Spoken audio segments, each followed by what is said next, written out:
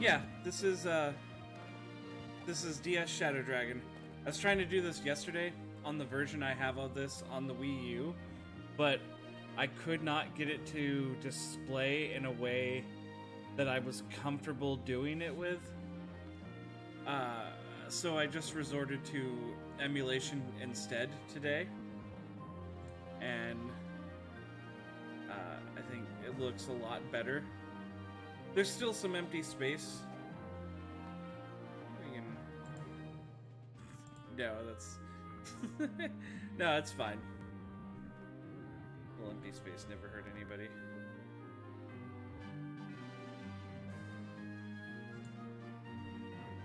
I could drag it down just a little bit.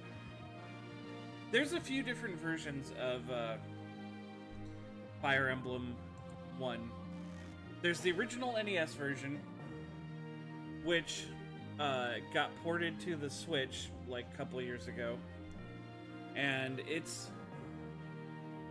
for being as old and as clunky as it is, it's still a good version of it.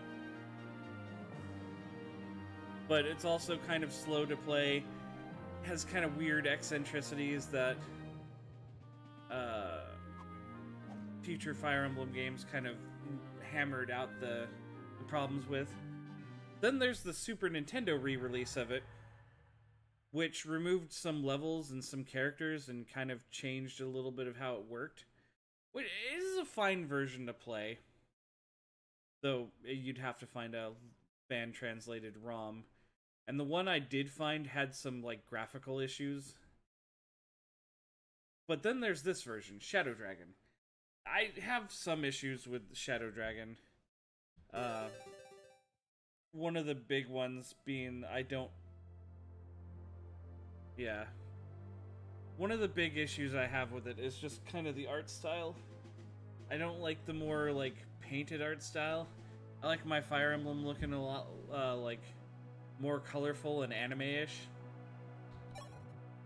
But I don't want to play through the 8-chapter prologue that just explains how the game works.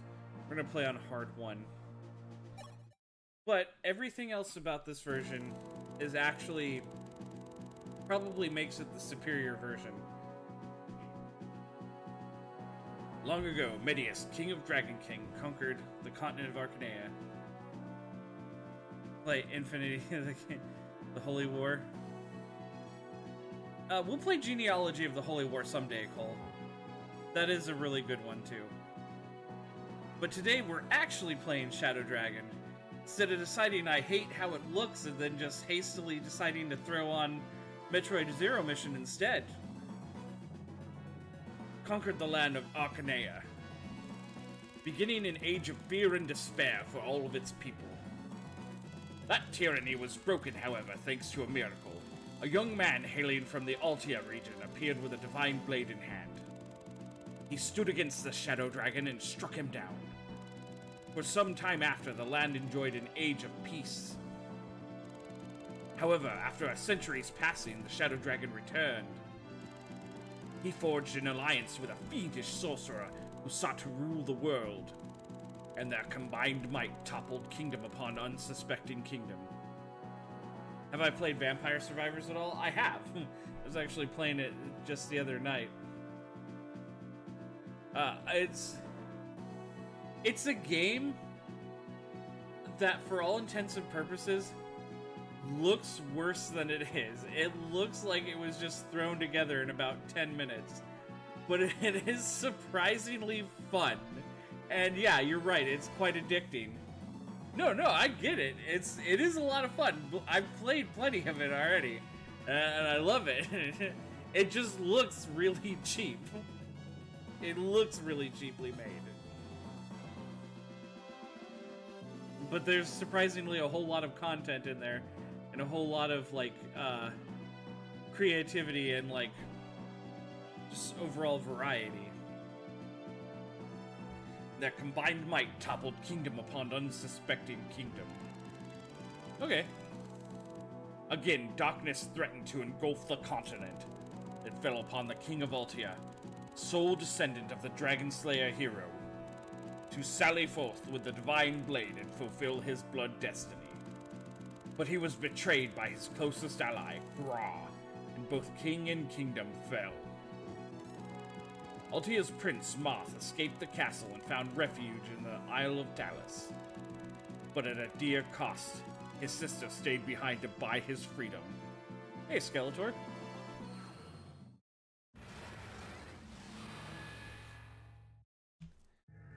We're actually playing Shadow Dragon today. Because I actually like how this looks today.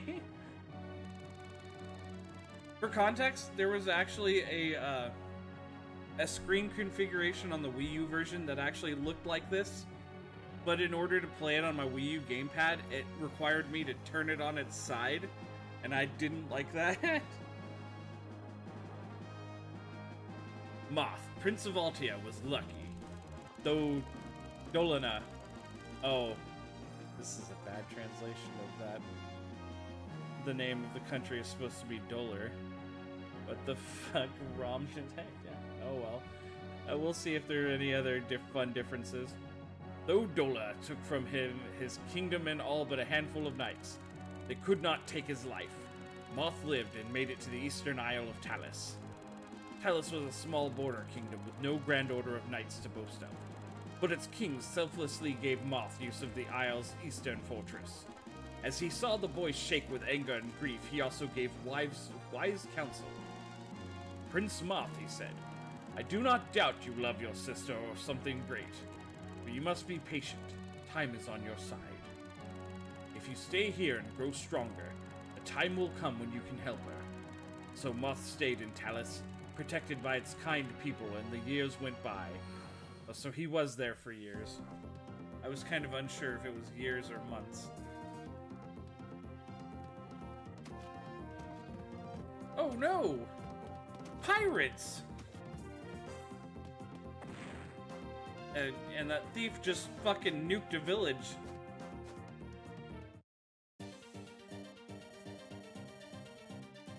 Sire, you've a visitor from the castle. It's Princess Sheeta. Oh, yeah, this is... Was this a fan-translated version of the Japanese version? Because that's not how her name's supposed to be spelled, but that is phonetically how it's supposed to sound. Sheeta, what is it? You look white as a sheet. Moth, come quickly. It's the castle. Baldur's pirates attacked from out of nowhere. They stormed the gates and cut down everyone in their path. I fear for my father's life. Steady, Sheeta. You did well to come find us. Altia's bravest knights aren't about to hand Talis to that flock of seafowl. Come, we make for the castle now. And here we're introduced to Marth and his crew. Marth is pretty standard Lord fare. His stats start out kind of average, but he has good growth rates and everything. So he'll get pretty OP by the end of the game. The problem is that early on, that may be a slight issue, because Marth is the only one who can visit villages. Even in this improved version, that's how they made it. Prince Marth, it's good you stopped by. The villagers have collected 10,000 gold pieces.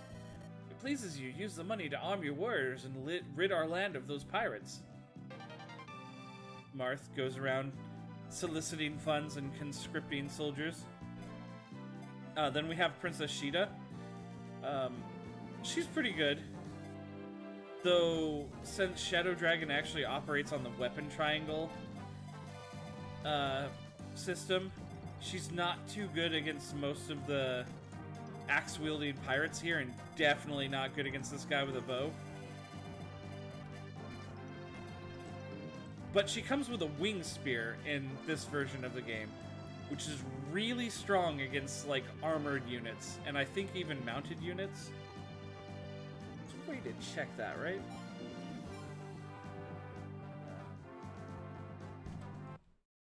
Whoa. What did I do?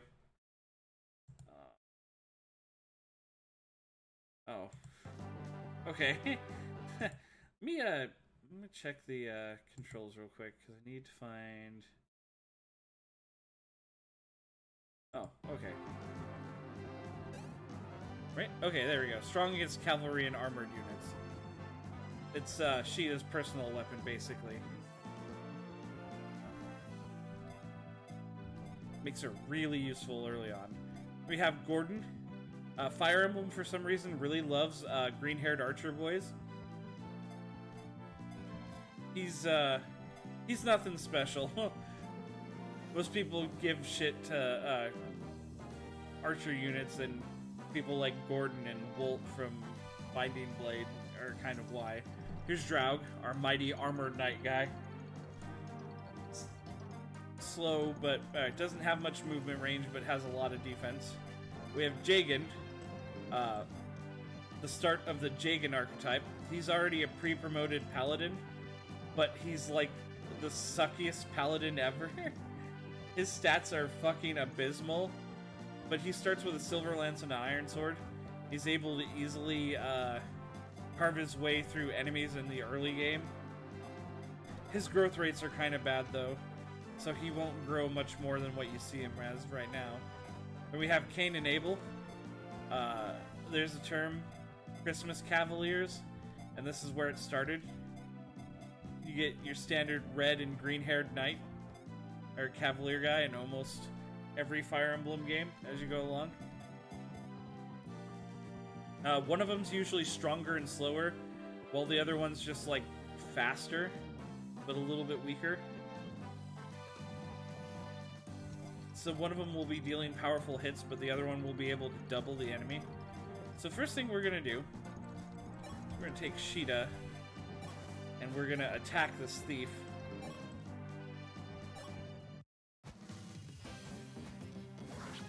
It's the only other problem I kind of have with this game. I don't like the kind of really simplistic, kind of CG, almost claymation looking characters for the battle animations. I don't know, it's a small thing. And when I actually played through the game, I got over it pretty fast. Okay, we need to be mindful, because I was playing this yesterday and I forgot. Enemies actually have a lot more movement than I realize if I'm not careful. You can actually highlight enemy ranges if you want. I like knowing how far that archer is going to move. I'm going to move Jagan onto this fort. He has just enough movement to get there. Switch him over to the iron sword so that he has weapon triangle advantage. And then we'll start moving everybody else up.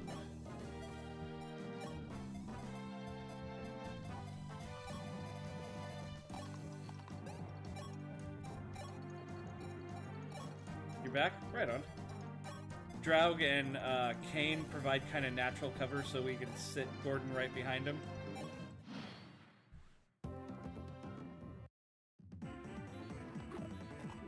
Good dodge. So you can't really depend on like dodge tanking a whole lot in this game. The way it's built, you just need units who can kind of take a beating. God damn it, Jagan. You're supposed to weaken enemies, not get crits and kill them. He's trying to prove that even as an old knight, he's still got it. Also, pirates have a fun water walking ability in this game. Very few other units actually have that. I think thieves also have it, though. Use Gordon to chip this guy down a little bit.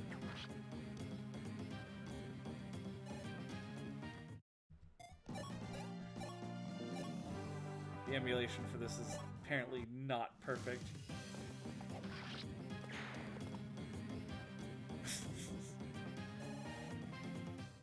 Because the music slow down.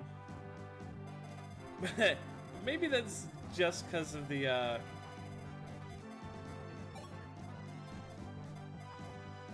I'm trying to stream it and stuff.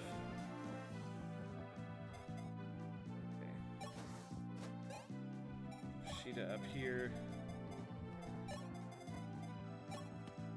Martha over. Start bringing Cain back up.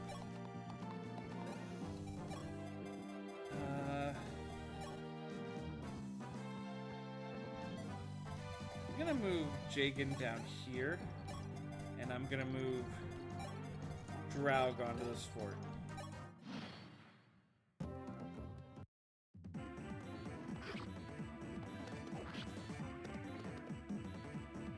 Interestingly, in the original Fire Emblem, Armor Knights could wield swords as well, but the weapon triangle in Fire Emblem actually didn't exist until Fire Emblem 4, so the sword was more or less just a lighter, more accurate weapon that the Armor Knight could use, as opposed to his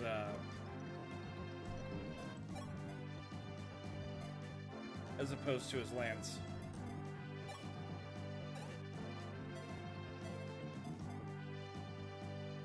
Ooh, that's dicey. I kind of don't want to move. Jagan's got like five dudes on him.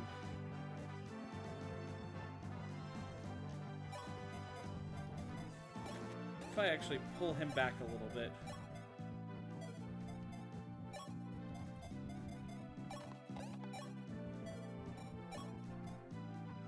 Form a little bit of a defensive line. Draug should be fine. Should be okay. See, they can't even hurt him. Now he can just walk forward and stab him at his leisure. He's sitting on a fort. He's good.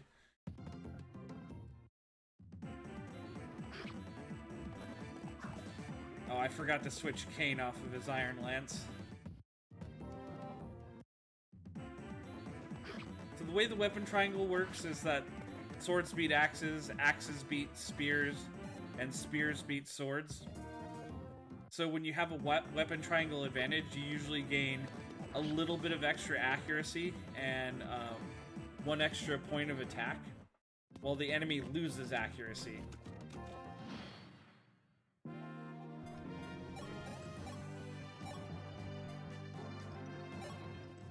Go ahead and we'll get Gordon a kill.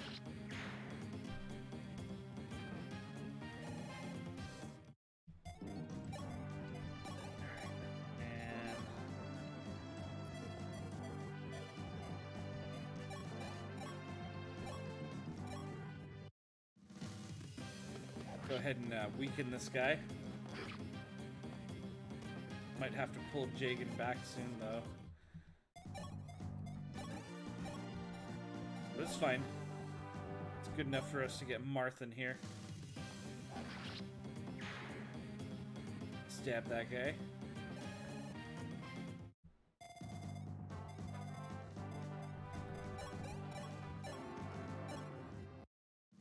Give this guy another good poke.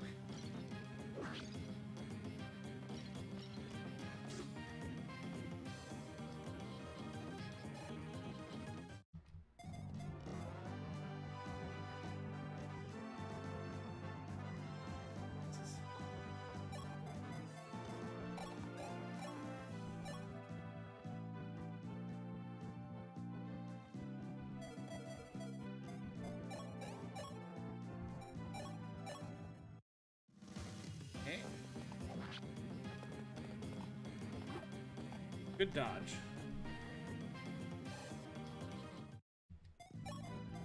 Able over here to finish him off.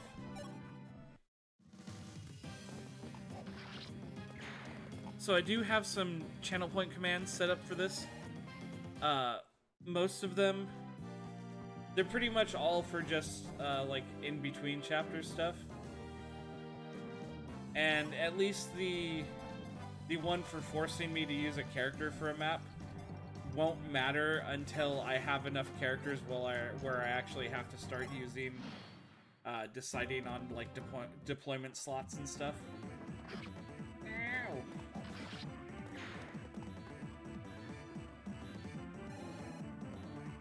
But this game has a fun mechanic where you can actually reclass your characters into other classes. No, Kane! Oh! Tell them I did not run. Fuck, I didn't think that... Oh, I didn't think that Because walking on water uses so much of your movement. I didn't think that pirate would have that much movement. I didn't think he'd have enough to go over there. Fuck.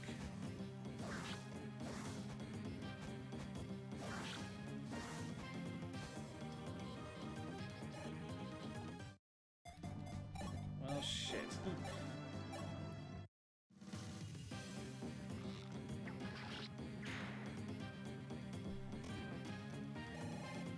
Well, okay, and here's the other beauty of Shadow Dragon, though.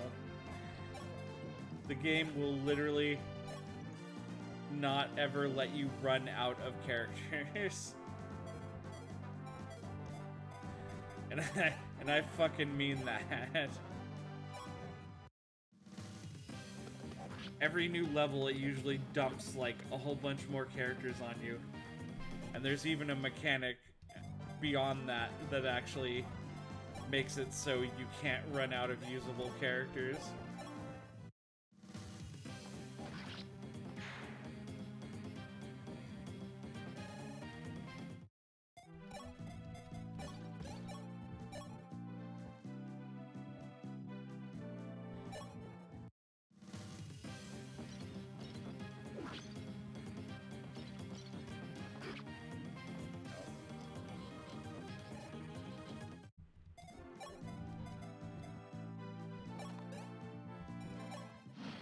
Whoops.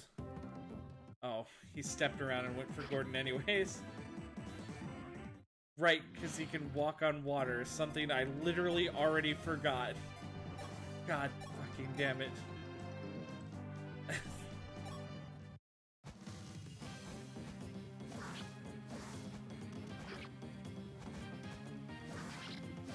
Okay. It's fine, we have the initial run of enemies cleared out. So now we can start moving our team forward. Yeah. We want to get Marth to this village down here. Because there is something in there we want.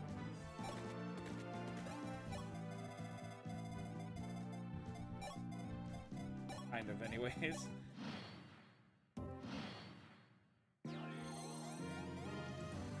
So yeah, forts not only provide defense and avoidance, but they also just flat out heal a small percentage of your health every turn.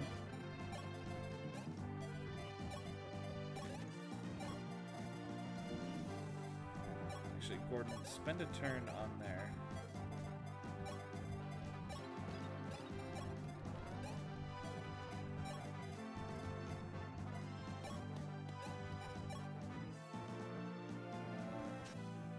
Sheeta.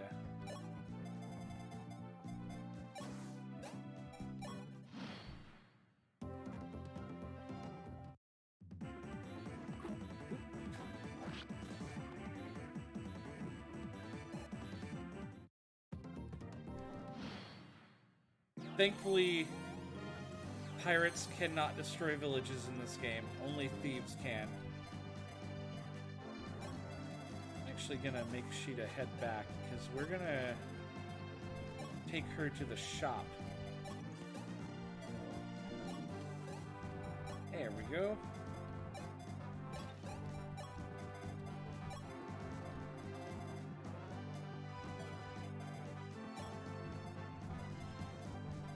Make Jagan park on top of this mountain.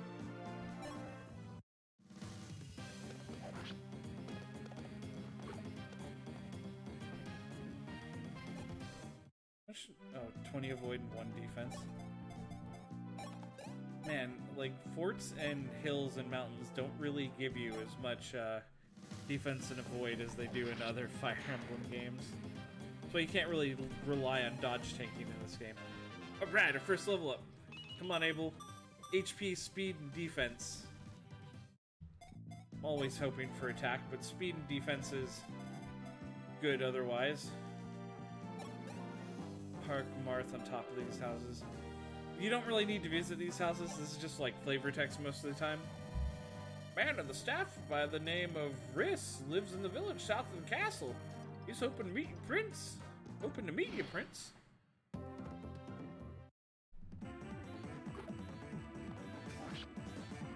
Yeah, that extra 5 avoid putting in work, apparently. Ow! It's the first time Marth's even been hit this whole fucking time. I keep forgetting, I actually am playing on a slightly harder difficulty.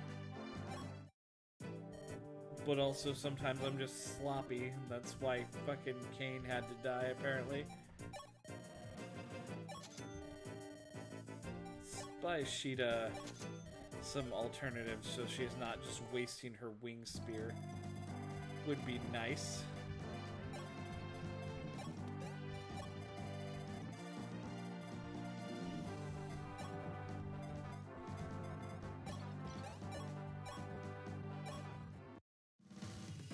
Grab down here.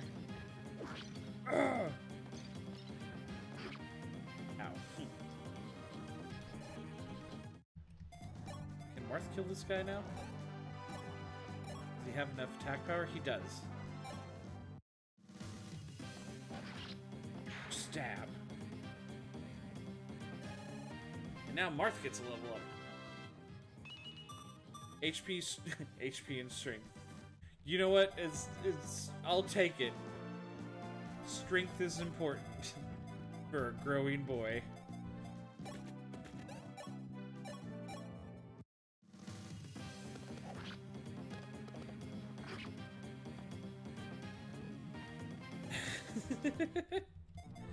Marth's been eating his Wheaties.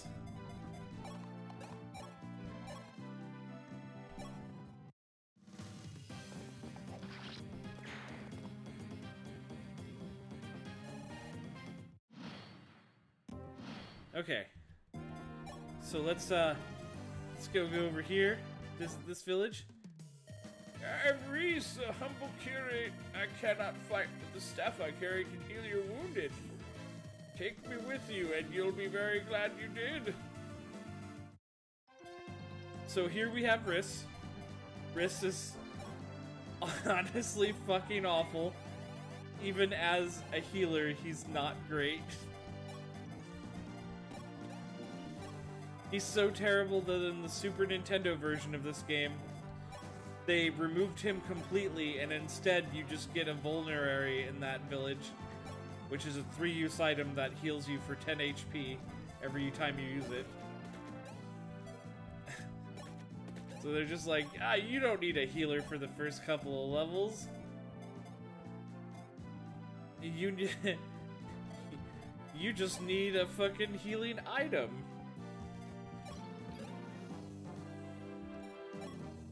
Okay, so here's the boss, Gazak, the mighty Gazak. God didn't bless him with much. They gave him a steel axe, which is scary. You don't want to get into direct combat with him. Luckily, he's a boss that won't move off of this throne he's on, and he only has a one-range weapon. Which means we can fucking bully him.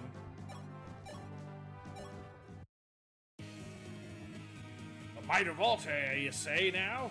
Har, ye sprugs look to be a mite short of almighty to me.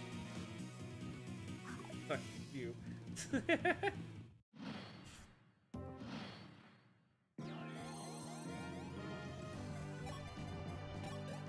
Funny bit of trivia in Fire Emblem, the original Fire Emblem one. I guess even it carries over to the version that's on the Switch. Healers don't gain experience by doing their one job of healing. They can only gain experience by being in battle. Getting slapped up is the only way they can get stronger.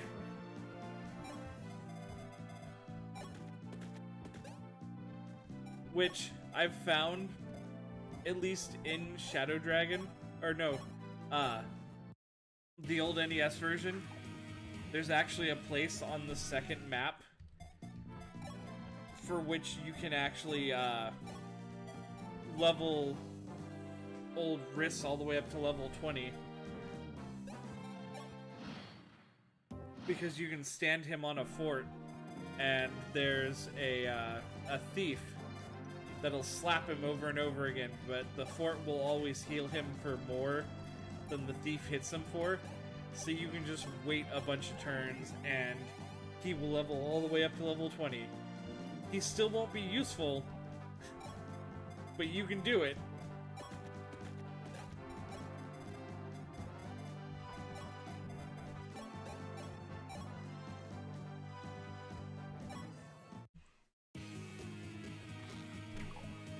Damn it.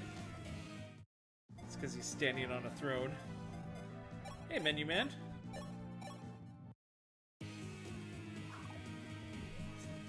He's dodging everything.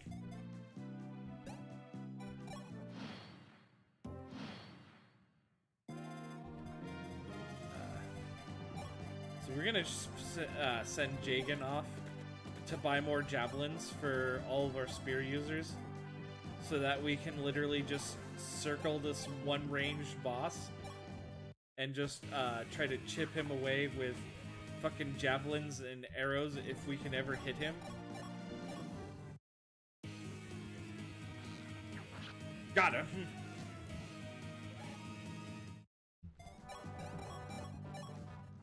Which one is this? This is Shadow Dragon for the DS. This is a remake of Fire Emblem 1. Why does it look so weird? Yeah, you're looking at the one thing I kind of don't like about this game, and that is its art style. I think this game does a lot of really neat things otherwise, but I hate its art style.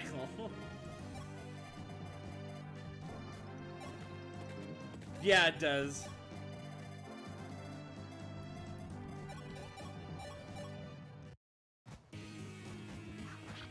At least fix how easy the first game was. I mean, kind of, in some ways. This game actually has 5 different difficulty settings. Or no, 6 different difficulty settings. Cheese the crap out of Shadow Dragon on the NES.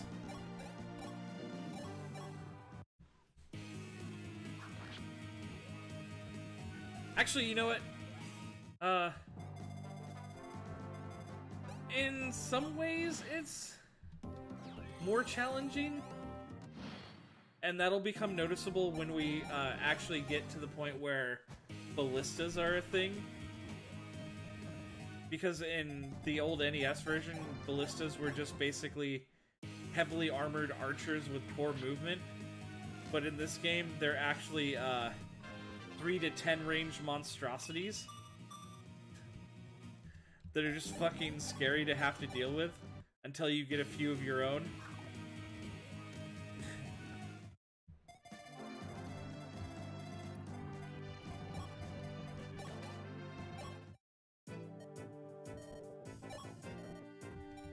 No, the really neat thing about this game is the ability to reclass characters. Being able to weapon forge. And if you're really, really awful at the game and lose characters like crazy, there's 2 systems that the game implements to try to deal with that. Are there dancers? Is there a dancer in this game?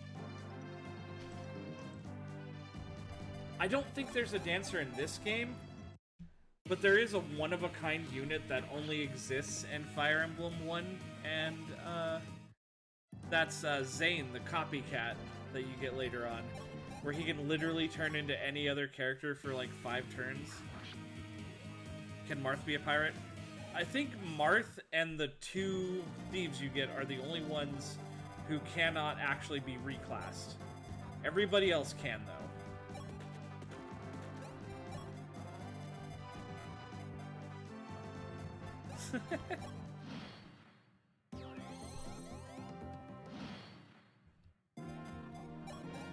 Jagan Thief. I don't know if we can turn Jagan into a thief, because thieves don't have a promoted class, and I don't think that Jagan can reclass into an unpromoted class.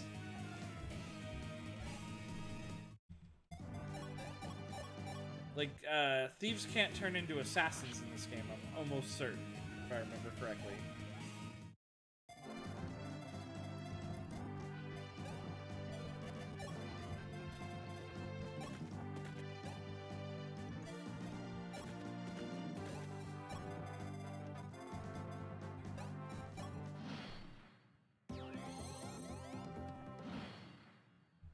But, whichever is the most ridiculous for his character archetype. Okay, when we get to the, in-between screen here, once we kill this guy, we'll see what the options are.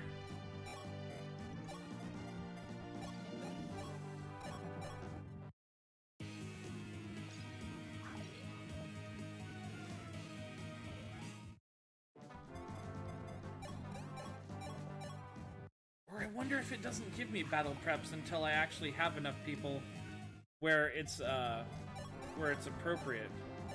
No, because it definitely... No. Because I definitely remember in one of my playthroughs actually reclassing Riss almost immediately into a Cavalier.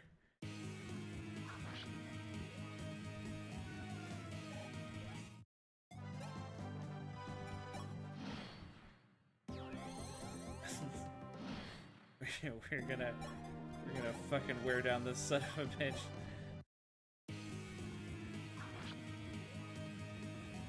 The best part of Three Houses is making Dedu a dancer.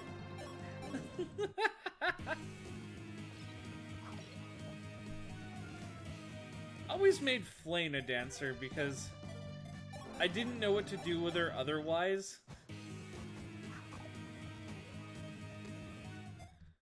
But yeah, having a big burly wall of a man become a dancer instead sounds like a lot of fun.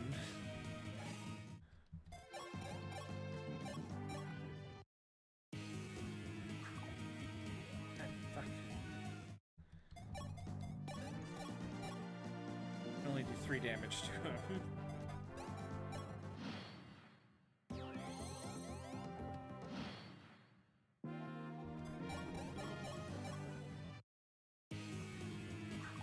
Current playthrough of Blue Lions to find out.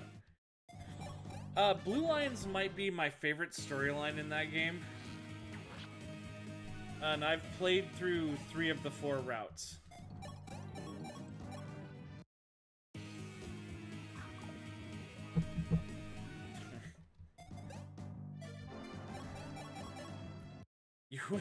You will fall, Gazak.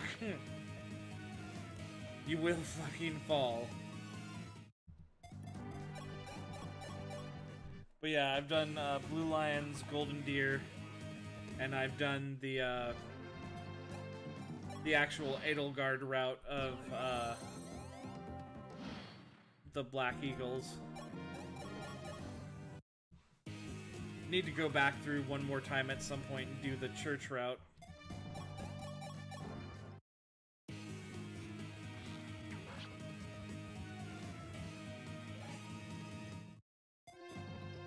Because you don't like Three Houses. There are things about that game that bother me. Like, the first time I went through the game, I didn't have a huge problem with the monastery, though I thought the monastery should have just gone away in the second half of the game. For the new Fire Emblem Warriors game. I think it's neat that they're doing a more story-focused Fire Emblem Warriors type game, but at the same time, I was really hoping if they did another one of those, it would have a more, like, expanded, varied roster. FE Warriors is your favorite Muso. Right on.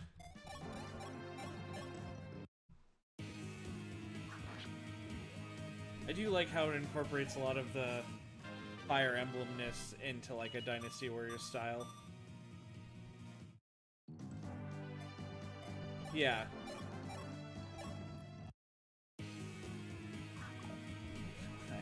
If I can just get him close, I can have Marth move in for the kill.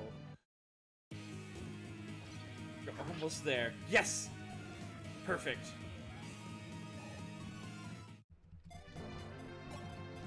Get in there, Marth. Rapier have... No, the rapier would have the same... we're going for it. Oh, he got a crit! That was just unnecessary. Ah, you'll pay, dog.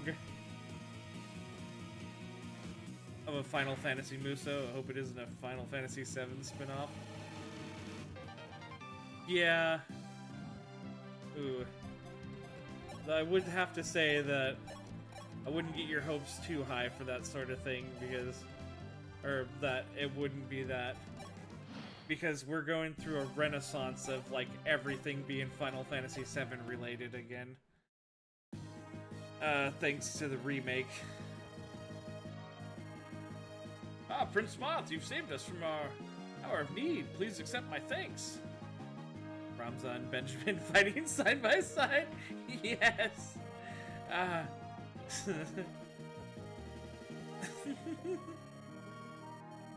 Our boy Benji. Wish to seek out allies in Aurelis.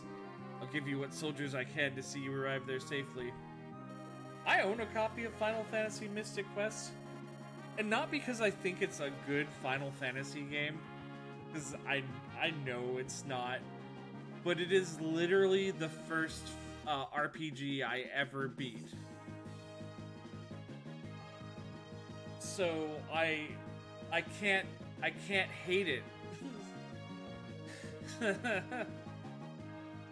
Captain Ogama is a fine swordsman, brave and true. I know he and his fighters will serve you well.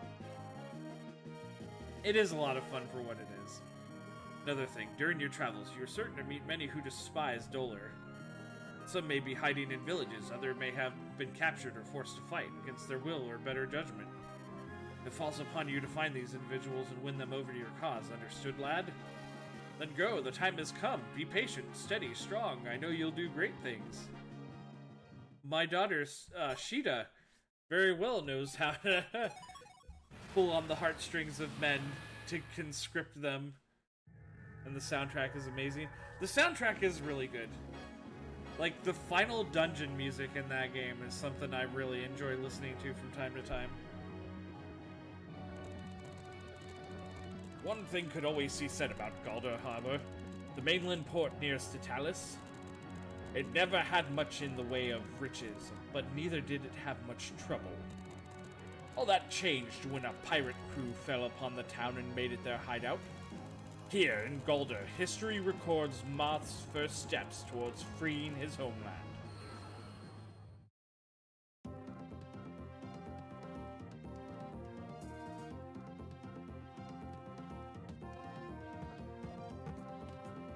Oh, it's the Axe Brothers and Ogama. Prince Marth, I'm Ogama, a mercenary of Talis. The king has bid me and my 3 men join your army. Cavalry has arrived from the west, flying Brust Standard. They mean to take your life, sir. Be careful. Oh yeah, this is Board, Cord, and Barst, by the way. Oh, we have Board. Wait. We have Board and Cord. They both start out at level 2. They're not that great. And then there's their boy Barst here. He starts out at level 3. Barst is a fucking man's man. Him and Ogama can tear things up like nobody's business. Oh yeah, and here's Ogama. So, in the NES version of FE1, you could come up here and I would usually clear out 1 thief and these other 2 pirates and this archer. And then I would just park Reese here and let this last thief beat on him, and then he'd get healed by the fort for more than he was taking damage for, and it just would get him up to level 20 that way. But also, there he is. There's our pal Daros. So, important thing to do here. Let's go ahead and park Draug on the bridge there. I actually want to bring Marth over here.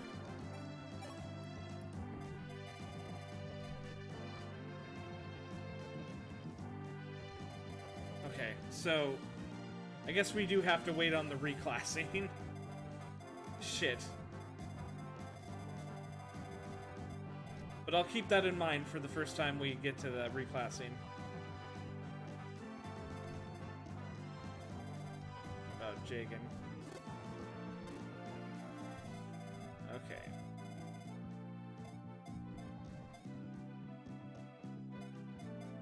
Yeah. No, I gotcha.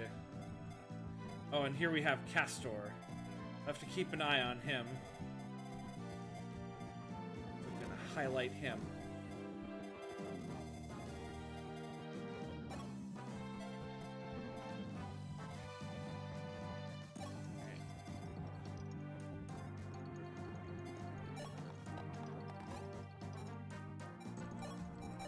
Dealing with more axe bros though, so we want to equip swords.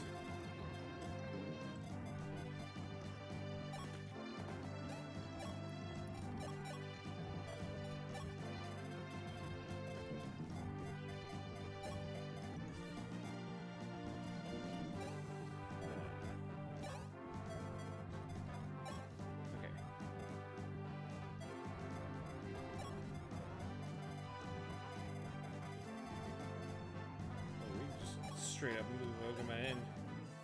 Is that a good idea? Well, he does kill this guy. How many other guys would he be open to attack from? It looks like just one. Alright, yeah, fuck it. Wrong space. There we go.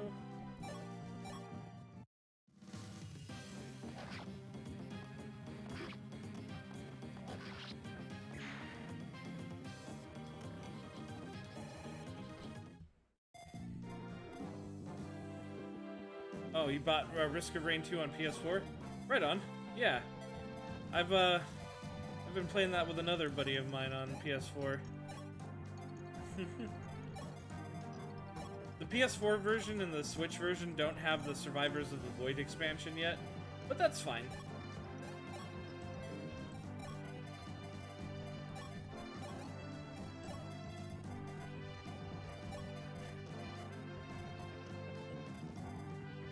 Sita can come over and talk to Ogama. Ah, that's not really doing anything, though. I actually own it on Steam, Switch, and PS4 now, to be honest. I like being able to play that game wherever I go, if I so choose. Ah, he did it on the first turn. This is Daros. Ahoy, Prince Marth, I be Daros, a simple man of the sea. I've had me fill o' the pirate in life, and now I looking to start anew. What say ye? Make me your matey, and I swear to pull me load. Super excited because I love the first one. Yeah, you're probably the only person I know who's actually also played the first Risk of Rain. I've got the first Risk of Rain on my PS Vita, and I've played the shit out of it. Daros immediately having to put in some work.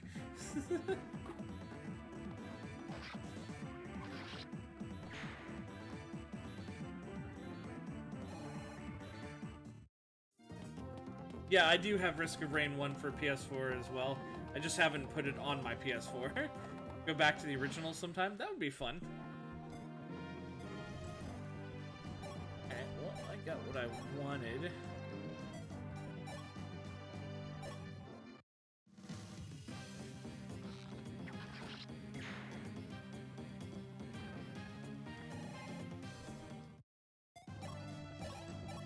I didn't expect Daros to run up and recruit himself so, like, immediately.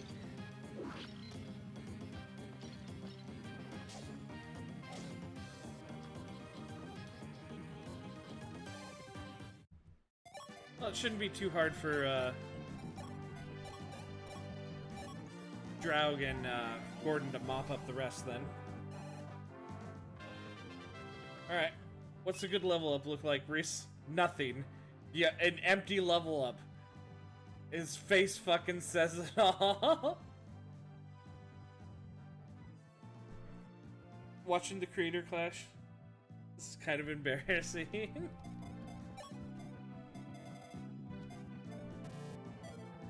I think I saw one video from that, and it was a video posted by, like, I think Matt Watson was his name, of him just getting utterly obliterated by some guy named Dad.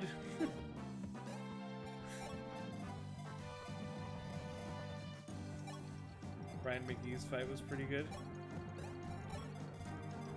Right on.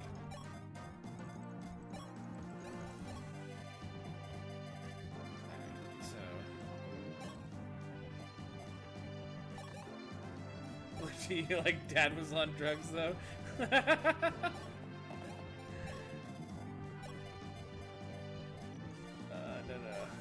Right there ought to be good. Ogama still needs to move. I'd like to get Ogama healed. Who's left? Okay, Marth. Start moving Marth in as well.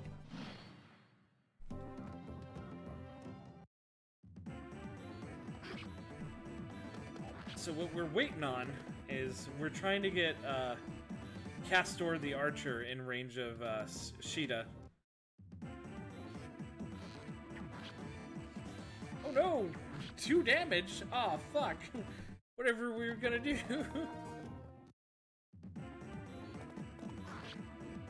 Oh, I forgot that bar starts out with a fucking steel axe. At least hit rates aren't all that shaky in this game. Like they are in like normal Fire Emblem 1.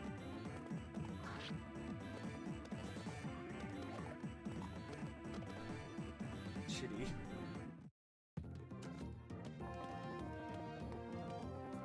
Okay, there's Castor. You done fucked up.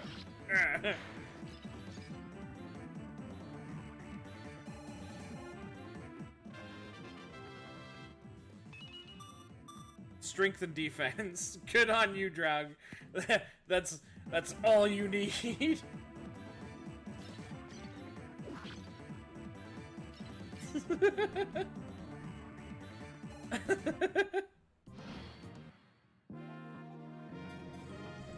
Oh, fucking criminy.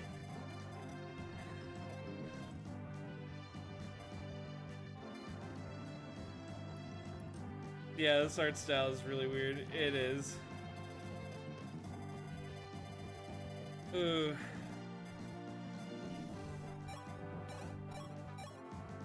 Yeah, you don't need the steel bow for this. Iron bow will be fine.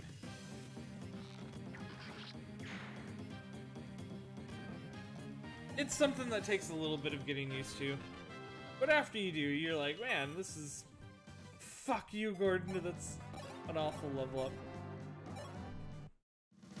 This actually is, actually a pretty worthwhile, fun game to play through.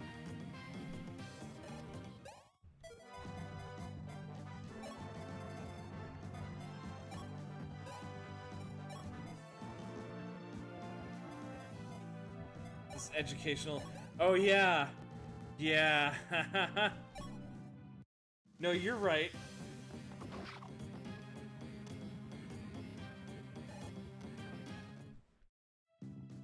Okay.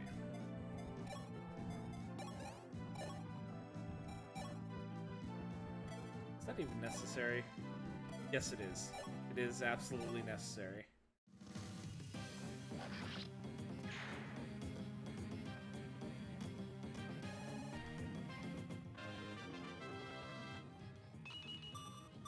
HP, skill, luck.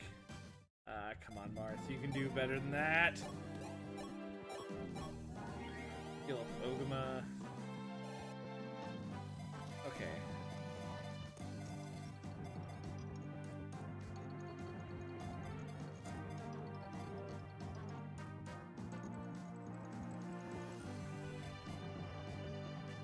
Can absolutely recruit Castor this turn. Pad kid, poured curd, pulled cod. Oh, sorry. Pad kid, poured curd, pulled cod.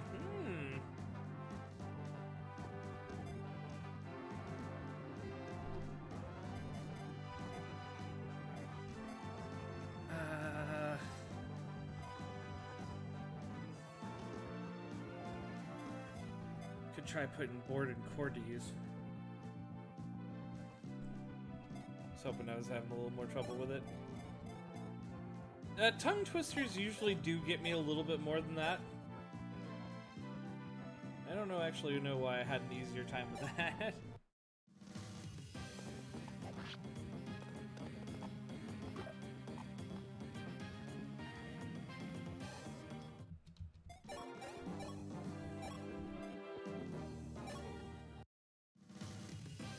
Okay. So we can go for it. Considered by the University of Massachusetts to be the hardest tongue twister in the English language. Had kid poured curd pulled cod. Damn, I fucked up the last part. Had kid poured cord. If you try to say it actually fast, then I can see where they're coming from. Had kid poured curd pulled cod.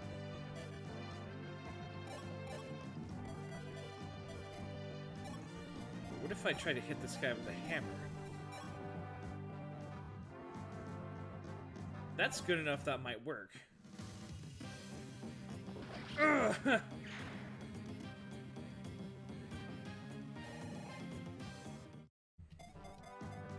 It's kind of improper use of such a thing. We're gonna recruit Castor this turn. Castor, it is you, isn't it? Now we get to see Sheeta's silver tongue at work. Must even good men like you betray Talus now? Ah, Princess Sheeta, oh. I'm sorry, but me mother's sick, and the medicine don't buy itself, see? So you agreed to fight for the pirates in exchange for coin. Alright then, if it's gold you need, take mine. Here, this is all I have. Take it and go to your mother's side. But, Princess, I betrayed you. I've been a fool. Forgive me, Princess. Let me fight for you now. My life is yours.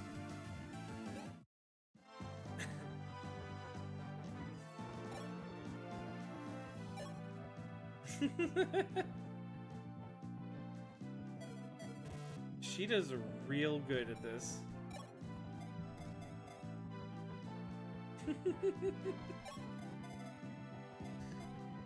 Corner of screen, 0 gold.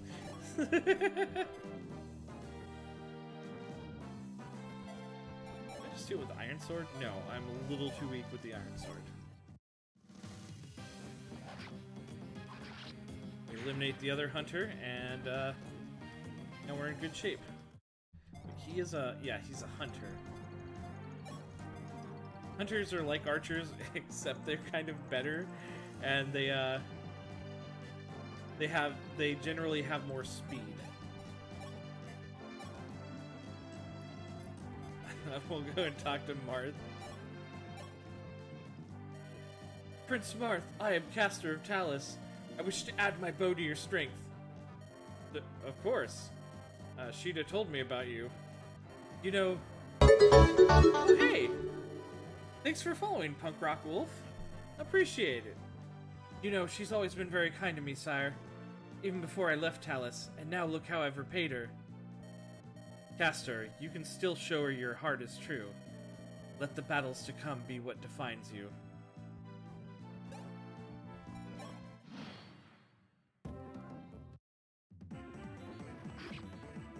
Ow. Surprisingly accurate hammer.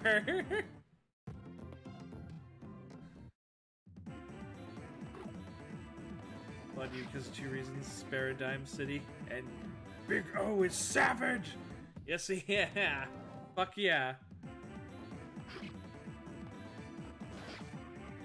Dude, I always welcome fellow Big O enthusiasts. Big O! Showtime!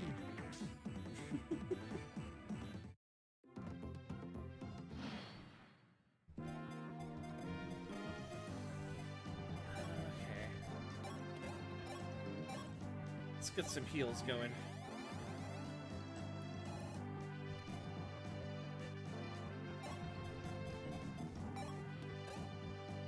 The anime is dark as fuck. Yeah, it deals with some really fucking weird esoteric shit.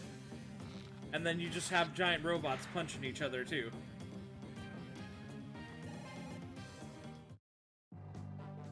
It's a 90. It's a 91, though. Yeah, the barcode kids. All that We Are Tomatoes shit and whatnot.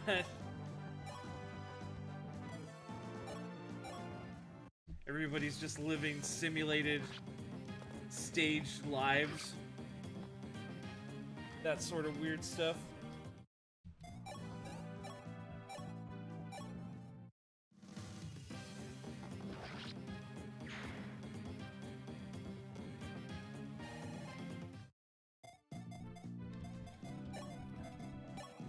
Go on, Ogama. Keep, oh, you can't double this guy. You can with the iron sword, though.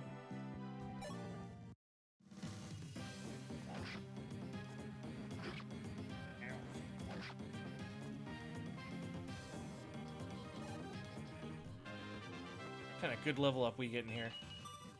HP, strength, speed. Fuck yeah. Is that Cloud?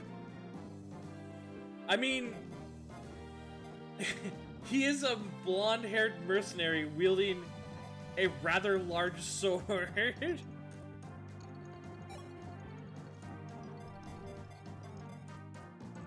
Purple outfit with giant sword. Oh yeah! Yes, he is rocking a purple outfit, isn't he? Thought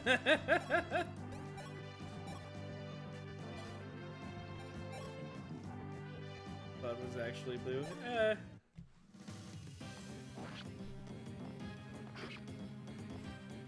Yeah, he never truly was a first-class soldier. And you kind of get that feeling later on when you fight, like, actual first-class soldiers. You're like, man, these guys are fucking tough. How did you make it to first class when you started at, like, level 5, Cloud? What the fuck?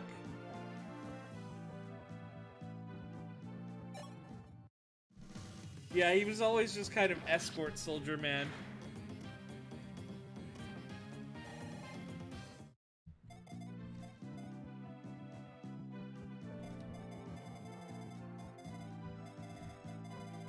Dirge of Cerberus. I need to play through Dirge of Cerberus at some point. I have it. Alright, cool, man.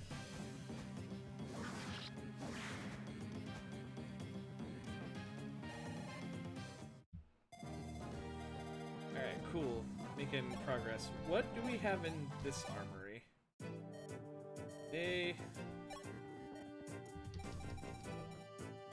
Swords and hammers and axes. There are way too many FF7 spin-offs. Yeah. Yeah, there kind of are, aren't there? Oh wait, there's still this happening over here. The RPG. Oh, Soul Nomad and the World Eater? I need to play that at some point. There's a lot of old NIS RPGs I missed out on. I've played like Disgaea, a bunch of the Disgaea games. I've played Makai Kingdom. I've played a little bit of Phantom Brave and a little bit of La Pucelle Tactics. But I never got to play Soul Nomad. Waiting for some of the remastered games. Disgaea 6 is coming to PS4. Right on.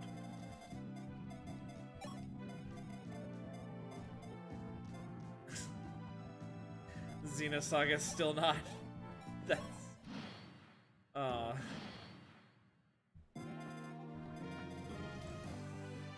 this guy's actually got a hand axe. He's dangerous. He knew that if he's gonna stand on a throne, he needs a 1-2 range weapon. Xenosaga. Remake of all three would be nice. Actually, I think it's Xenosaga 2 and 3. Like, it's fine if they want to remaster Xenosaga 1 and 3, but just fully remake Xenosaga 2, because that game had so many issues. I almost didn't even want to play through the rest of the series because of 2, but I'm glad I soldiered through it because 3 was amazing. Oh, Mighty Prince of Altea. Xenosaga got a lot of religion in it. It does. I mean, for the most part, it keeps it pretty subtle until, like, Xenosaga 3, where it just flat out hits you over the head with the Bible and just screams religious symbolism right in your face. Mary Magdalene. Mighty Prince of Altea, please, will you save Sister Lena? Chaos really name is a godlike name. Yeah, I forget it too. It's been a while since I played through the Xenosaga games. Yeshua. Oh yeah. She's gone up into the ghoul's teeth to tend to the sick there. We warned her, I swear we did. No, I get you. It's been a long time since I played through those games, but I do know you're pretty close, I think. Take this gold. We've 5,000 pieces. Promise to use it to bring it home to us unharmed. Dude, these villagers are cashing out on Marth, man. Be waiting for Legend of Dragoon to get a remaster or a remake. Dude, that game used to be such a fucking classic that everybody talked about back in the day. But now ain't too many people actually remember it.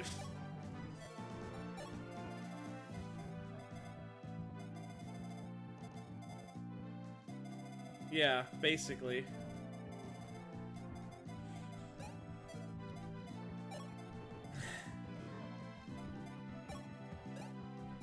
Yeah, we're getting a front mission remake. That's fucking cool. That made me really happy.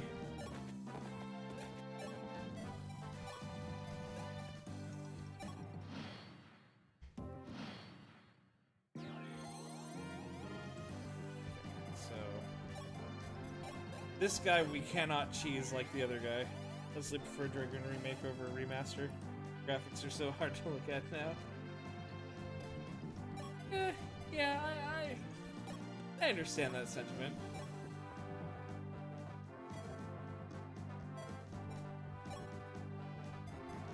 Okay, kind of just want to...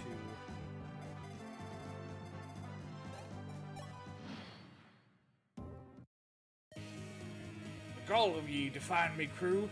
I'll put an axe square between your eyes. Ye ain't leaving here alive. I swear it on the rickety peg Lego Shanty Pete. Oh fuck, not Shanty Pete. See how everything looks when you're exploring.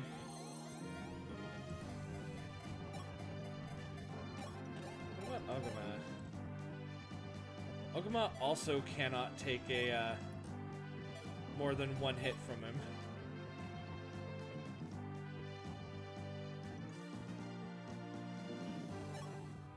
Fuck. Woo! He dodged.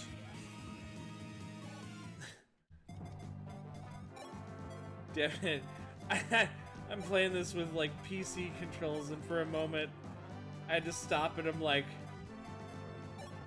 which button backs me out? And it wasn't the button I picked, but luckily... but luckily he dodged.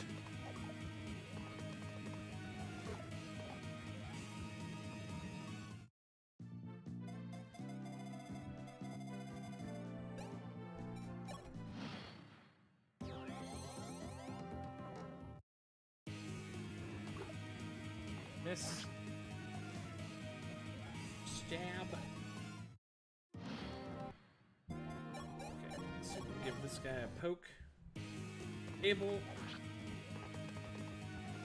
Man, he just no-sold that like a champ.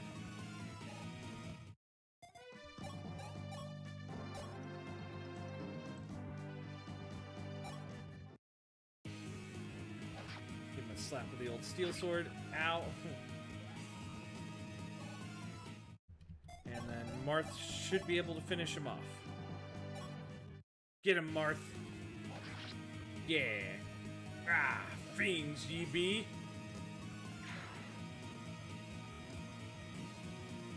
When does the blazing sword no damage run? Dude.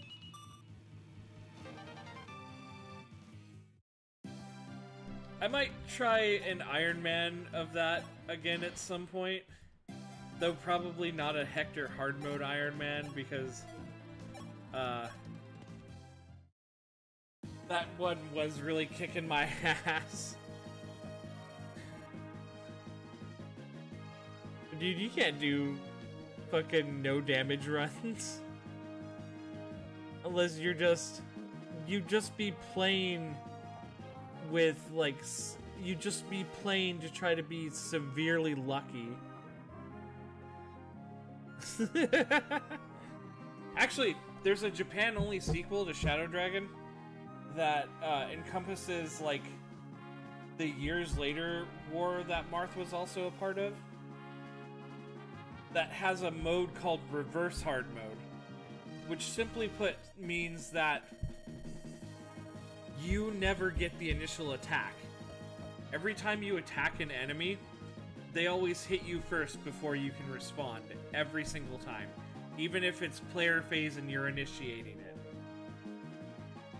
Which is kind of a psycho kind of difficulty mode to include. That's why it only ever existed in that game.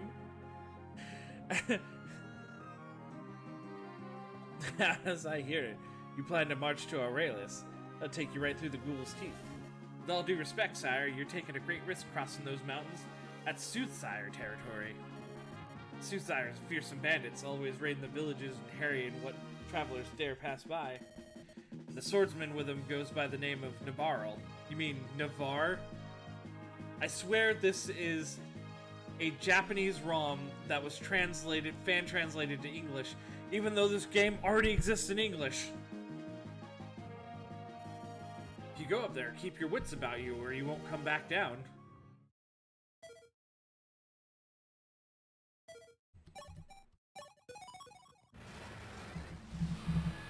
Actually, not too long ago, I managed on my own time to beat Binding Blade on hard mode for the GBA.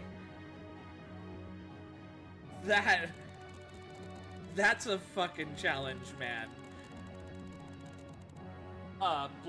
Binding Blade's hard mode, Binding Blade's normal mode is already a little fucked.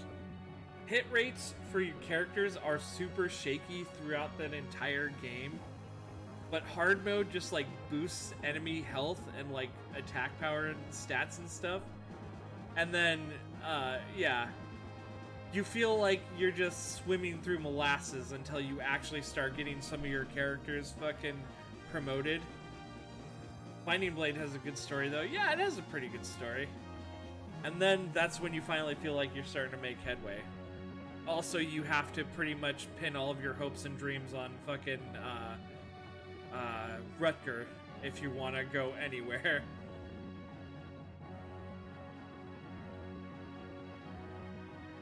When journeying in from the borderlands, one particular peril would spring to mind. The Samsooth Mountains, whose gnashing peaks rose up and divided the peninsula. Since before anyone could remember, the mountains had belonged to bandits. Whites on the land whose acts of plunder, kidnapping, and arson knew no bounds. Out of fear, the victims gave these peaks another name, the Ghoul's Teeth. While the bandits who ruled atop the Teeth's craggy crowns took a name as well. JoJo's Bizarre Adventure is the anime a ton of people are obsessed with, right? Yeah. I watched through the entirety of the series that's available on Netflix right now, and I see what the hype is about. I really did enjoy it. I'm not gonna be that fucking drooling fad who's like, oh, dude, you haven't seen anime if you haven't seen JoJo's. It's good. That's what I'd say about it. Is a game coming out soon? Yeah, it's a remaster of a PS3 game. That was JoJo's Bizarre Adventure All-Star Battle. I played that. It's okay. You're not a huge fan of the anime? I'm actually a bigger fan of, my favorite part of that show was the second half of the first season. The part that covered part 2 with young Joseph Joestar. I mean, I like the parts with the stands and stuff, but I actually like the adventures of young Joseph Joestar before they even had stands, even more than that. You're just looking for an RPG?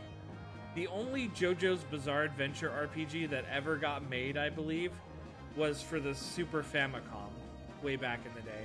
And it just covered Stardust Crusaders, I believe. You can probably find a fan-translated ROM of it out there somewhere. Oh, any RPG on PS4? Okay. Well, I mean, there are plenty. The Sam Soothsayers of the Soothsayers.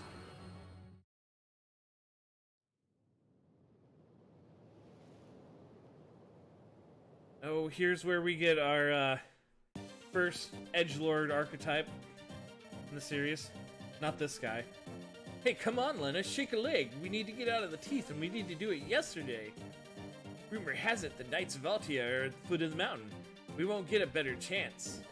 It's just a little further. Stick with me. Julian, I'm sorry, but I left my men's staff back there. It's very precious to me. You go on ahead. Save yourself.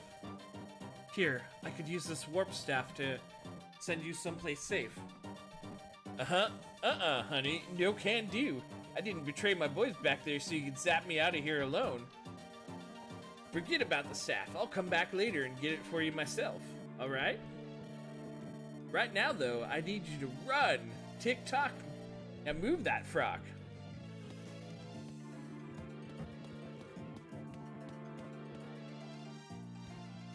Here's resident edgelord archetype Navarre.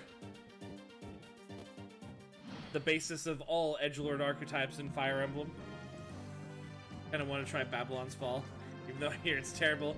Yeah, I've heard it's really bad.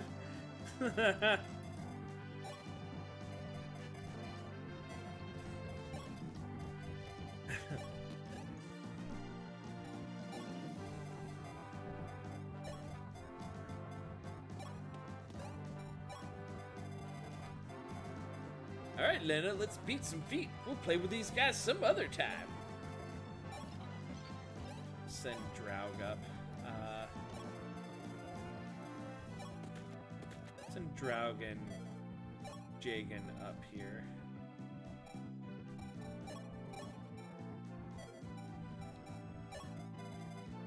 But also want Sita to go up here as well. Sheeta. Because Sheeta recruits like 90% of the units in this game, pretty much.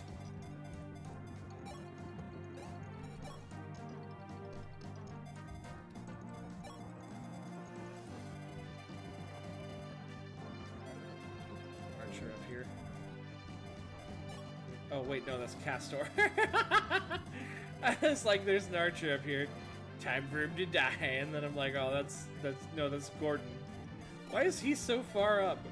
Gordon, archers are supposed to stay in the back. They're supposed to back you up.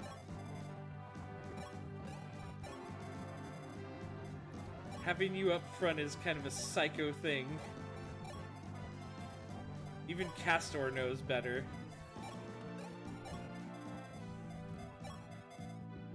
So I haven't explained these little circles here yet. They basically allow you to kind of save mid-battle if you stop one of your characters on it. It's kind of like a bookmark save, except I think you can just come back to it anytime. Get on there. There we go.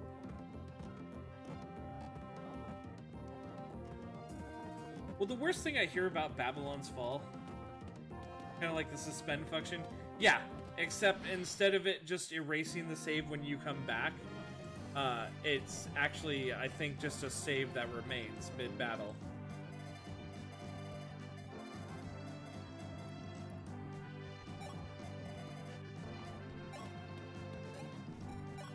This is Julian. He's a thief. He can, Oh, he doesn't have a lock. Well, I think he just automatically can open locks and stuff. I don't know if he needs a lockpick. Here's Lena. She's a better cleric than our friend Riss.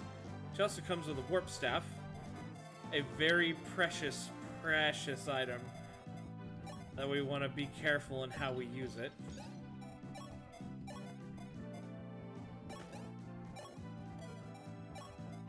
But yeah, the main issue I hear about, like, Babylon's Fall, mostly, is that it's just very, like, repetitive.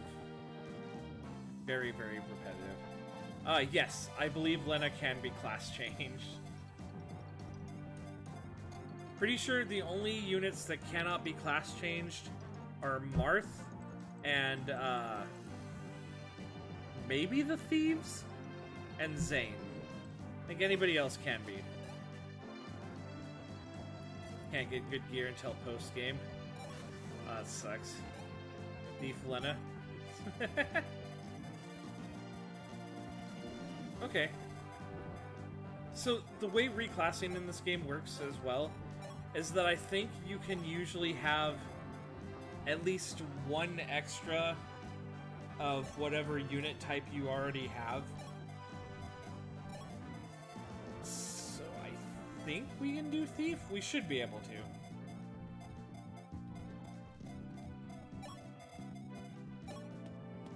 Because otherwise there's only 2 thieves in the game. I think past this map is when we finally get to reclass people. Oh ho ho, don't you look young and full of life?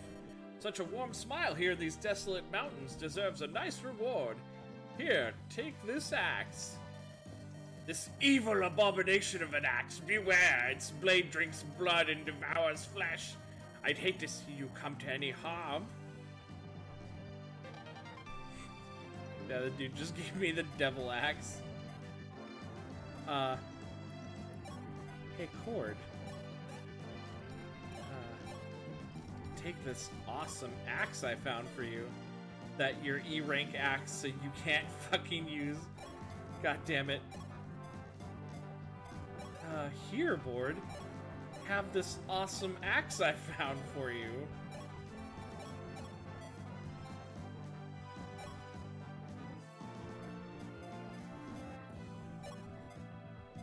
So, if you don't know about the devil axe, basically the way it works is that the devil axe has a percent. Lena was a goody two-shoes cleric until it changed her life. Before the eating was stolen from that day, she vowed to get revenge for the lost pastry and will kill anyone in her path. That's a good backstory. So the deal with the devil axe, though, is that it has a percentage chance to backfire. I think it usually has a base 20% chance. So 1 in 5 attacks will backfire and damage the person who's using it instead of attacking the enemy. What the fuck, Navarre? Will it be tears or blood you weep first?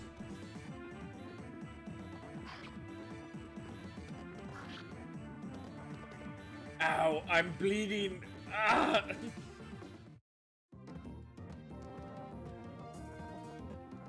And I forget how the calculation of it works. I think in most games, no, it's like a 21% chance. And, got a killing edge, be careful. Yeah, they always start with killing edges.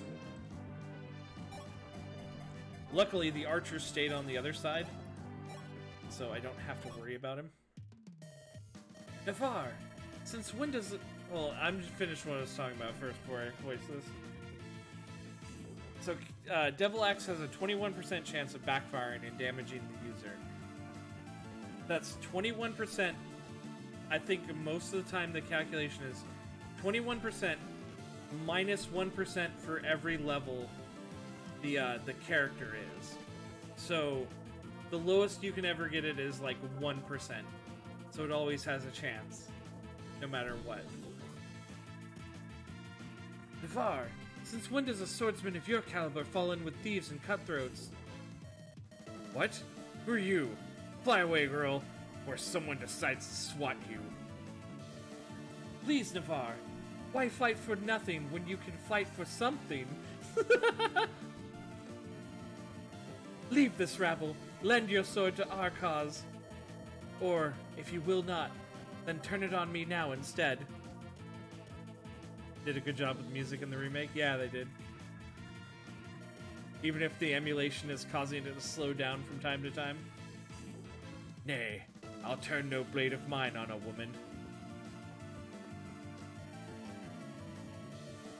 Yeah, that's literally the line she pulled on him. If you're willing to pay for my services with your life, then consider yourself the high bidder. My sword is yours. And just like that, Sheeta has recruited another soul. Falls to Sheeta's charms. Why grow thirsty when you can drink water? That's a good point.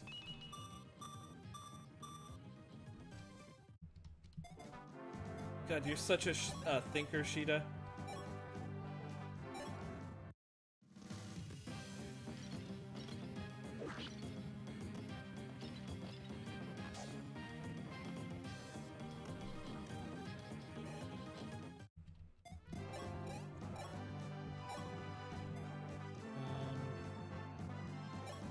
Yeah, let's kill that guy.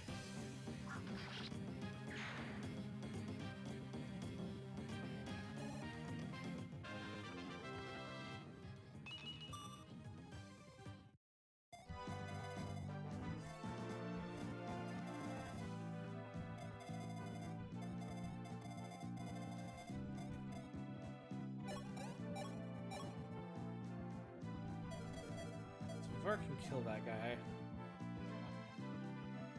87 hit. He's only got 14 avoid.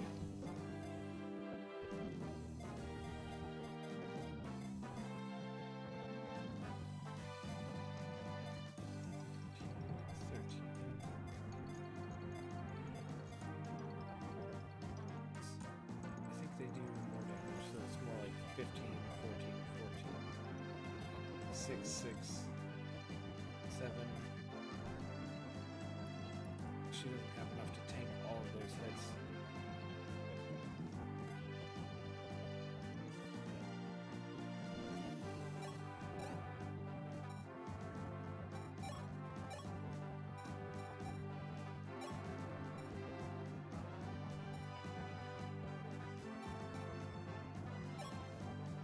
Put her wing spear so she's a little bit more maneuverable.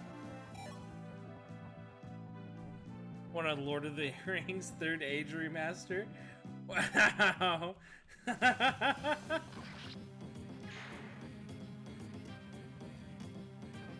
God, I have not thought about that game in a million years. Or another in the series.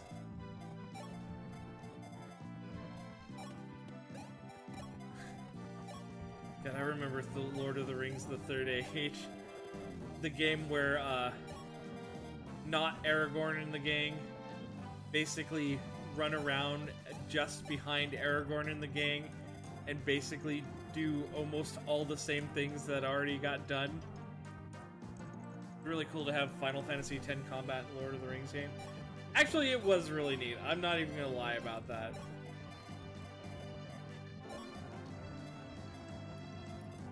It was really fun the way they did it. Still cool though. Yeah, you're right.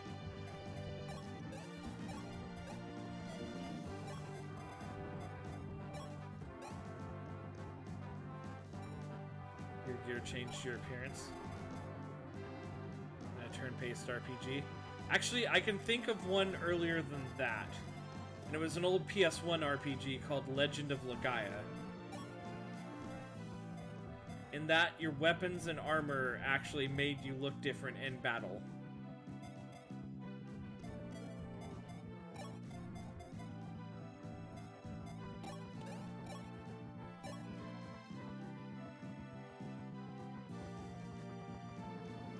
I'm fairly certain I remember that.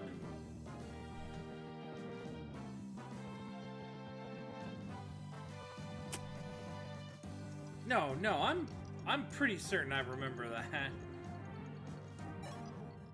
You've stepped forward and you've chosen death.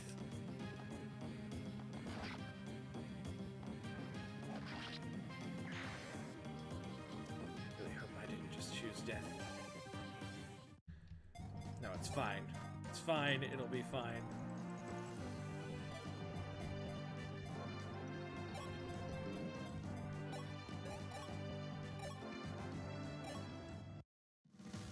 I haven't played Legend of Legaia in a long time.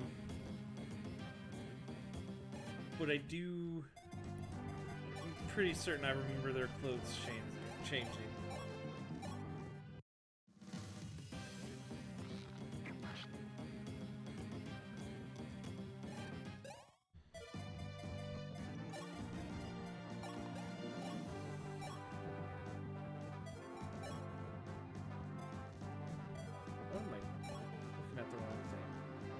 Still wouldn't be enough to kill.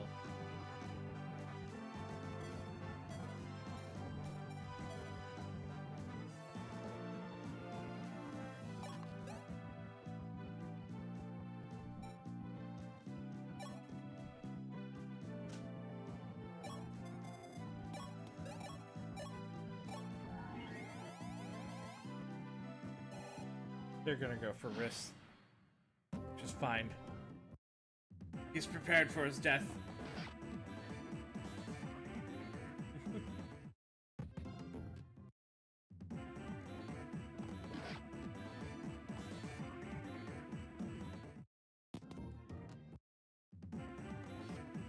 He did say his life belonged to Sheeta. We'll test how far that goes. Oh, no, they're going after Riss. Have I ever played a Conception game? I have not, but I've seen them. This is beyond healing. I just love Reese's... Welp. Fuck. Face. No, but I've seen, like, bits of them. They look like interesting RPGs. Oh...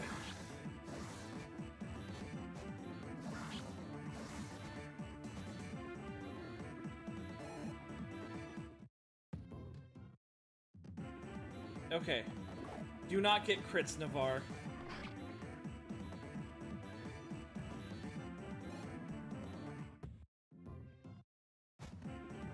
Okay, so we're gonna live through this.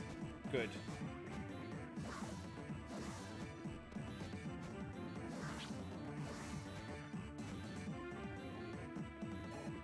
I collect demons, but I don't know how the combat is, and we'll spend $60 if the game is bad. Oh, okay. Gotcha.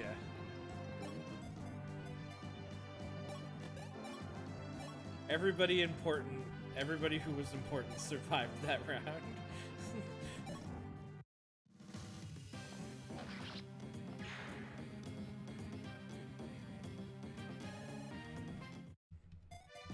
And now you will all pay for letting the rest of us live. Let's try out our devil axe.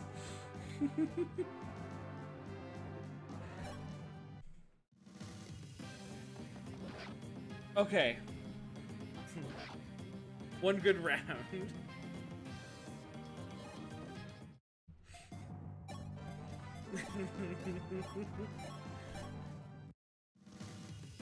We're playing with fire.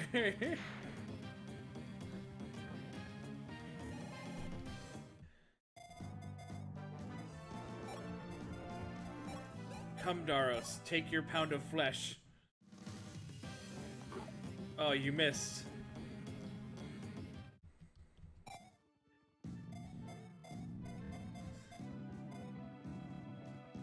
4.4 on Metacritic. Oh yeah, that's that is not confidence inspiring. Critic score is 62.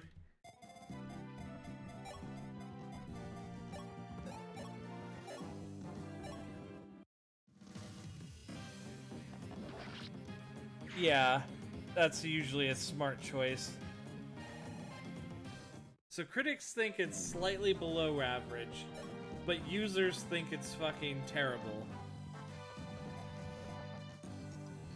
Basically, what I'm getting out of that.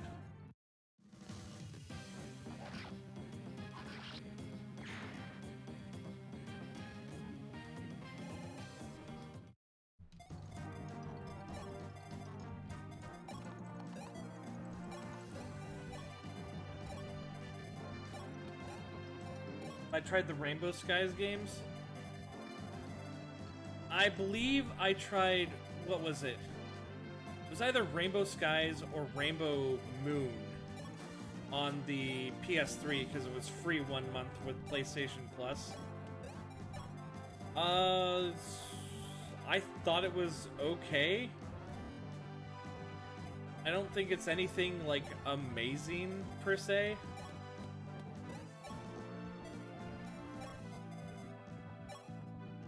Nothing too memorable, nah.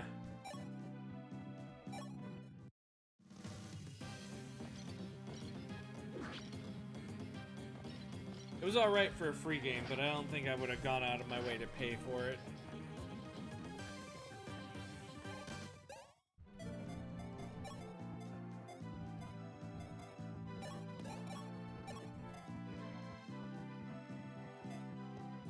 I don't even really remember anything about, like, the main characters or anything like that.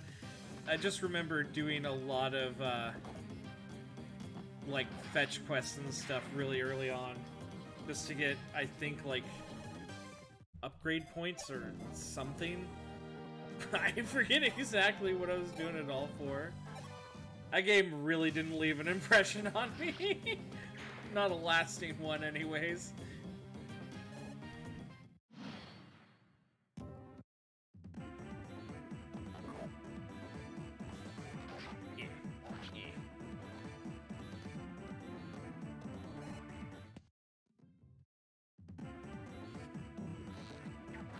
The archer finally decided to make a move.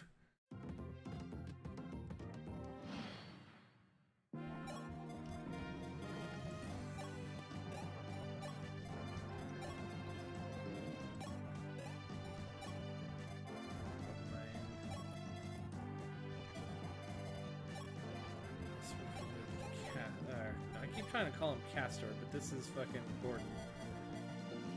Knights of Azure. Yeah, I don't know anything about that one.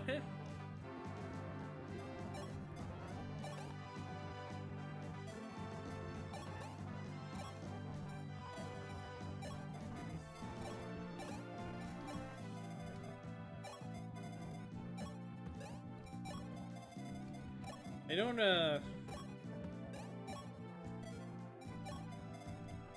keep up on as big of a, like, more modern RPGs and stuff. I do sometimes. Not as much as I probably should.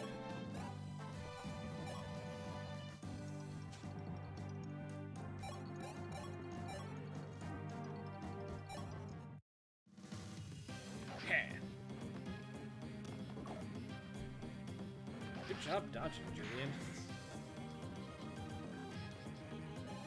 Just bought Knights of Azure too. Right on.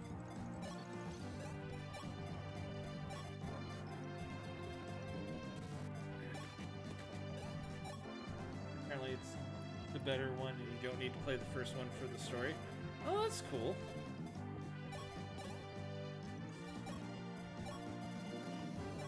Just gotta get to a different fort. Go back and buy the first one. Alright, yeah.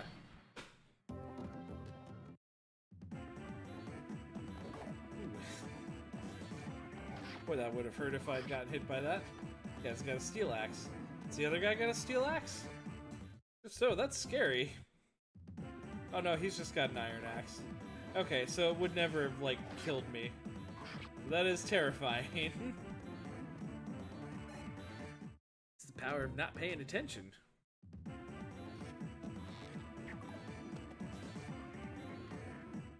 Do I work today? I do, but I work, later than I normally do. Like, I'd usually be heading out in about an hour, but I actually have 2 hours today instead.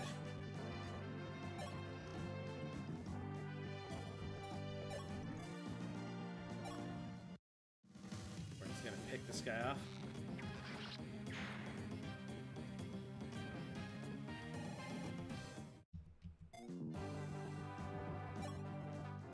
Alright.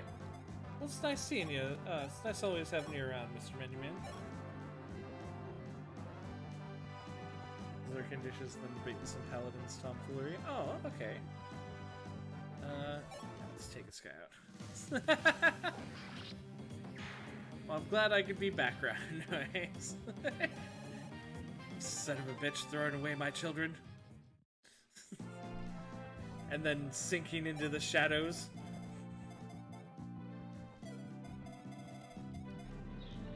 Take him to Detroit. No! No, not Detroit! No! No, please! Anything but that! No! Did it not? Oh, wait. Oh, wait. It's already...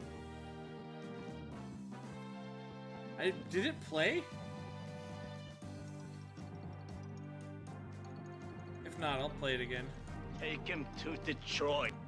Oh, it totally did. I just can't hear it because of the Take him game to music. Detroit. No! No, not Detroit! No! No, please! Anything but that! No! Take him to Detroit. Interesting. No, not Detroit! No! No, please! Anything but that! No! Am I not? It says monitor and output. Okay. Weird. The game music totally masked it for me. Detroit's full of juggalos. Alright. Oh, they changed this guy's name! They changed his name to Reynard! That's not his name. He has a stupid name in, like, the official version of the game.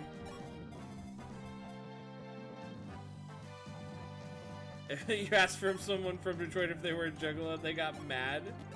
What the fuck?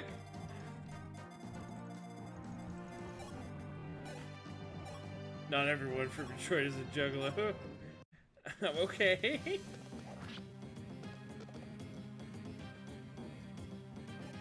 I mean, I guess I kind of get it a little bit. But I don't quite so much get why be angry about it. Yeah, we're both from Oregon.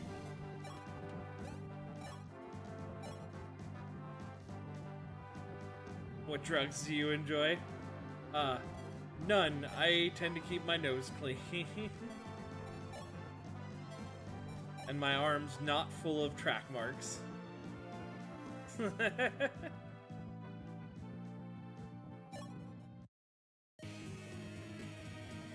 So, hilariously, in the official version of this guy's name is not Reynard.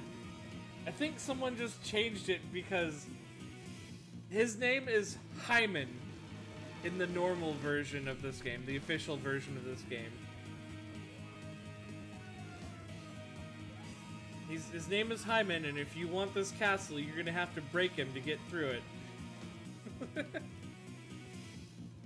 Har, you must really want to die coming into Soothsire Palace unbidden.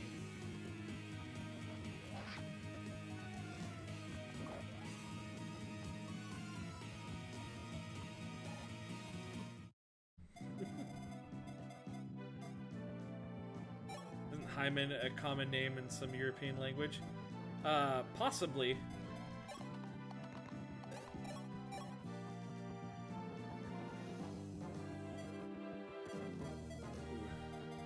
Abel's not fast enough.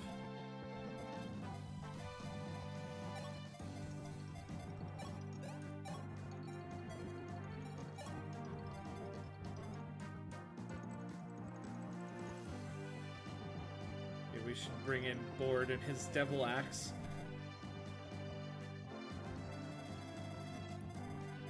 But it's also a funny haha sex joke.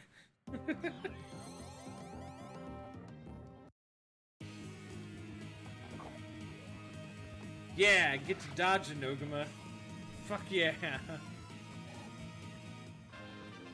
Man's not even supposed to be the dodge tank, but he's doing it. Luck and HP. Fuck. Ow!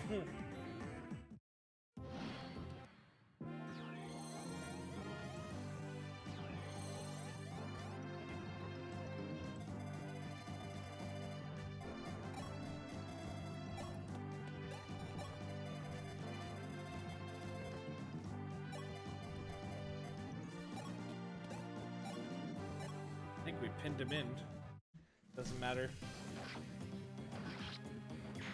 Fucking, Julian gets to drink his blood now. HP, skill, speed, luck. Good fucking deal.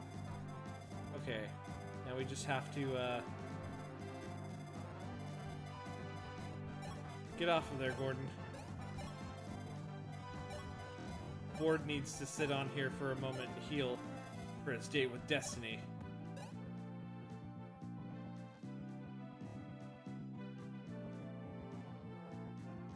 Eckhard is playing SMT2. Oh, right on. Oh, he doubles him as well. Nobody's fast enough to deal with our friend Reynard here, except for Ogama. And no, not even Marth. Ogama's the only one fast enough.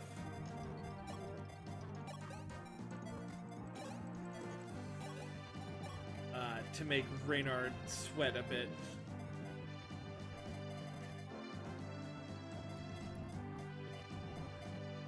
Martha's got vulneraries.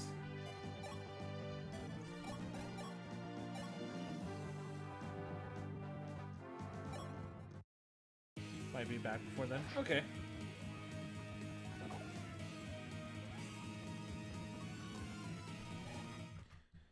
Alright, well, let's see what happens.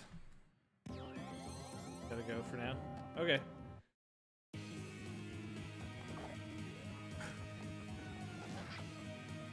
You son of a bitch. One last time before you head out.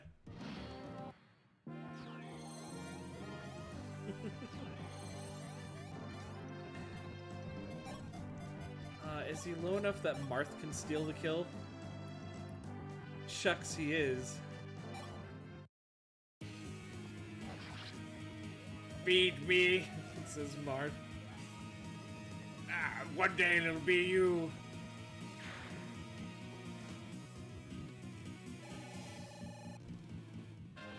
More levels for Marth. HP and luck. Fuck! Sorry.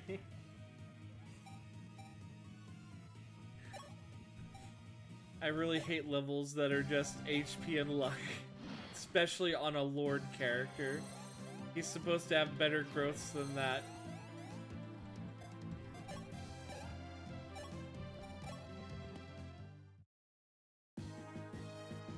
Sire, would you look at this? Those rogues left 15,000 gold here when they fled.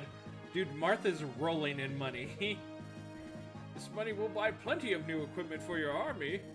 Tomorrow is the day, sire, but when we finally arrive in Aurelis, be sure to rest up tonight.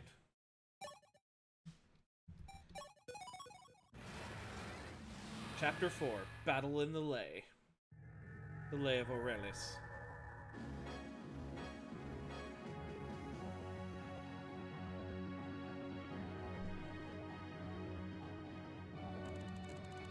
After a hard battle, Moth saw Tean army,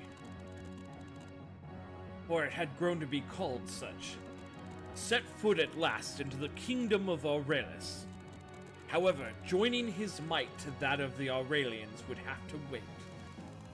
As Moth descended into the vast green lay separating his troops from theirs, he learned of a terrible sound, the galloping of enemy destriers.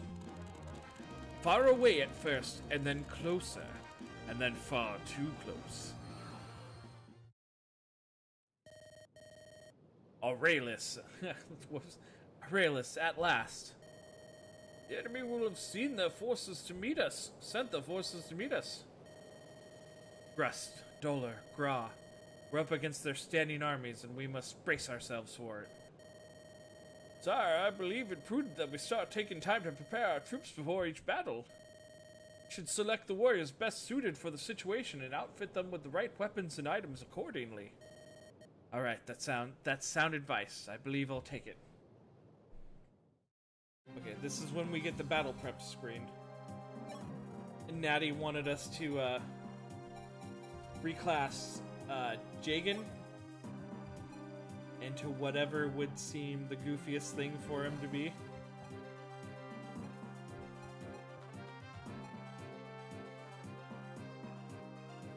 You still here, Jay?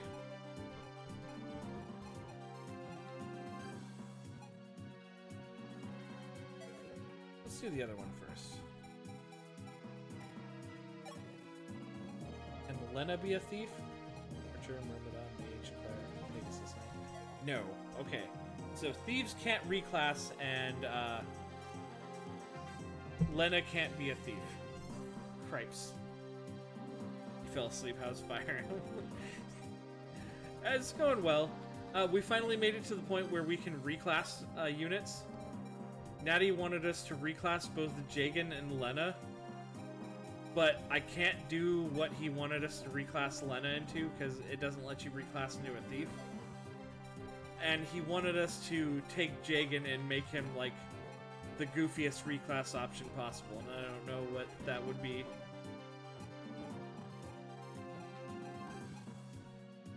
So since he's not here for now, maybe I should hold off on it until he is here. What is Jagan normally? Jagan is normally a pre-promoted paladin. He uses swords and lances, but he could also be a sniper. He could be a sword master, really, really old sword master. He could be a sage. I think I'd have to buy him a magic tome for that, though. He could be a bishop, who is basically a healer, but can also use magic tomes. He could be a Draco Knight, which is basically a flying paladin almost, except he uses spears and axes instead of spears and swords.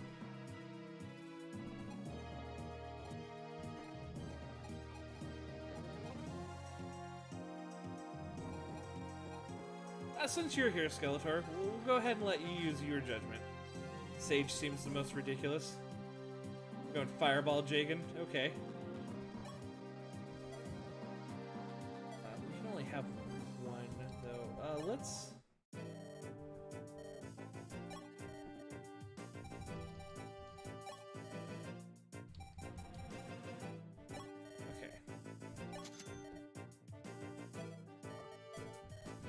let's throw some of his stuff in the convoy real quick. No, not trade. No, not drop. Convoy. Store. Throw his items in there. Go back to the armory.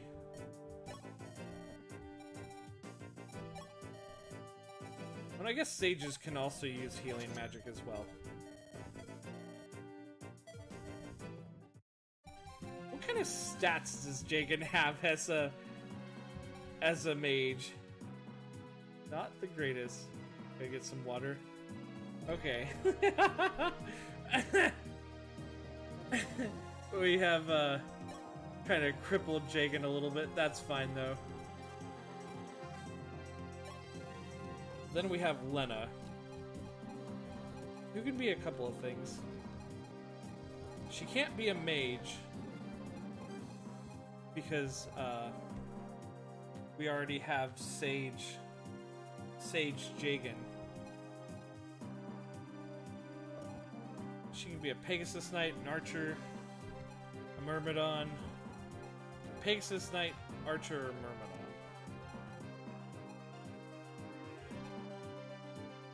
Well, Natty wanted her to be a thief, so the closest thing to that would be a Myrmidon. So we're just gonna do that.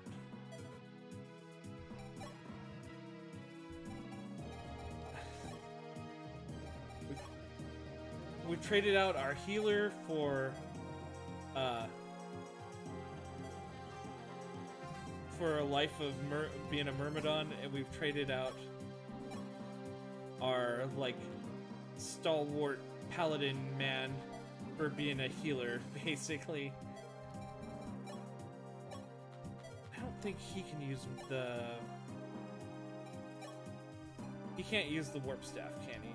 No, he has to be staff rank C.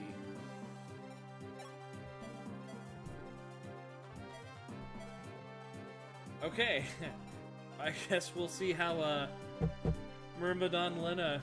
What are her stats as a Myrmidon? They are not good. We made a physical fighter a magic user, and a magic user a physical fighter.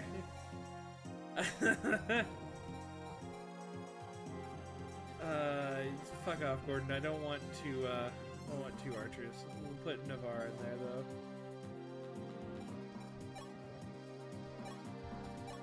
though. Okay. I think we'll do this one more map, and then we'll probably call it for today. Does anybody have any items they shouldn't have? Marth has the fucking men's staff. Sheeta looks all good.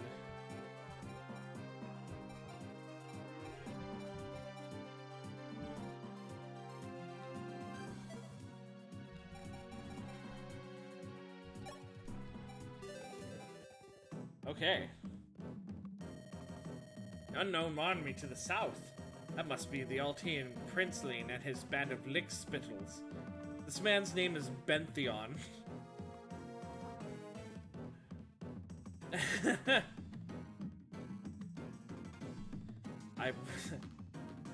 If I ever have children, I will dub thee Bentheon. They think we'll sit by and let them join forces with the Aurelians. They have another thing coming. With this rider's bane, I'll litter the lay with our cavalry. So basically, he's like, if you're on a horse, fuck off. Don't get near me. Okay.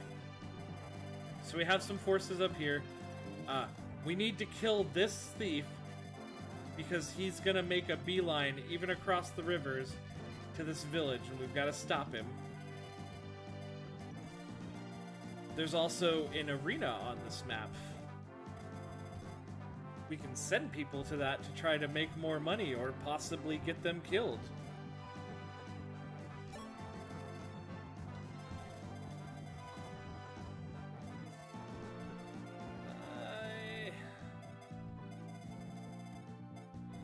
Yeah, guess I'll send Ogama.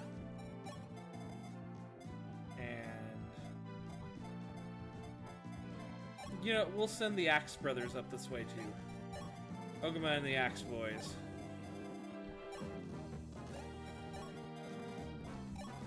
And Daros.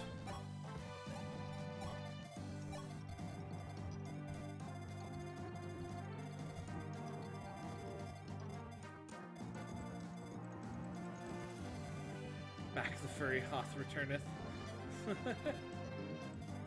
Okay. Welcome back, man.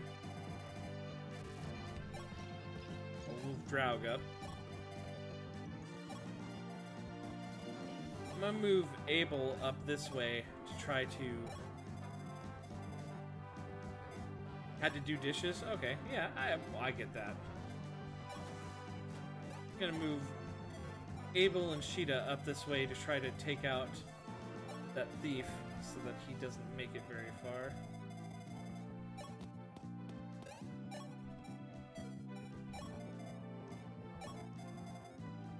Let's test out Fireball Jagan. He's pretty accurate, but he does trash for damage.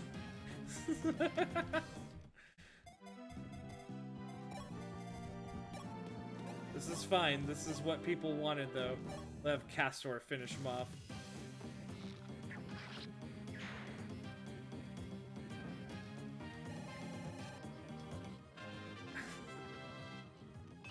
Natty will be, Menu Man will be happy that we fucking crippled Jagan in such a way. Portraits do not look great. Yeah, it's the one, literally the one and only complaint I really have about this game. Well, actually, one of the two. They all look dead inside. I don't like the portrait art style. And I don't like how the characters look in battle.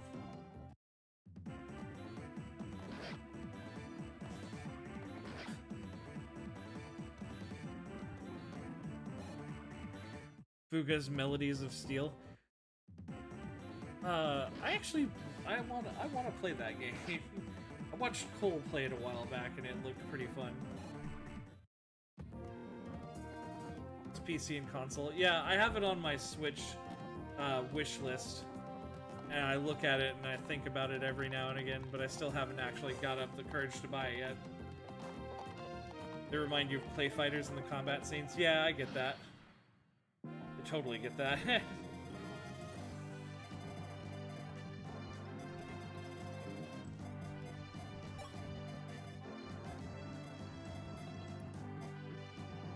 Anyone play Paladins anymore? I don't really go in for MOBAs.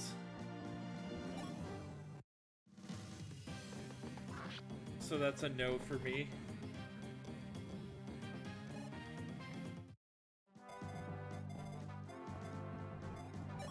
I'm guessing you know Spoon or Batty, you're correct. I know Batty. I forgot to actually, like, follow his channel the last time I visited it when I rated it. I need to correct that. And I know Lycan. I don't think I know Spoon yet.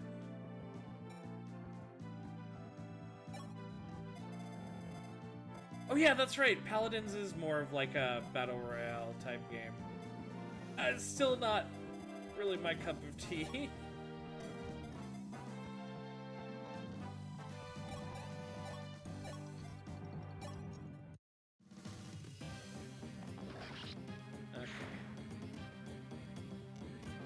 I am thinking League of Legends, you're right.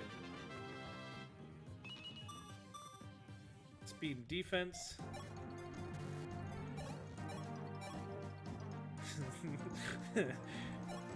Devil Axe on board. Give him a taste of the Devil Axe.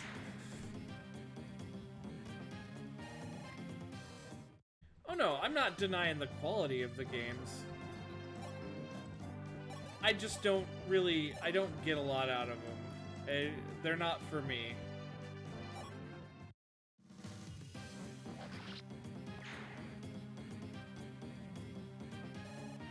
I'm really both happy and surprised that Board has not killed himself with that Devil Axe yet.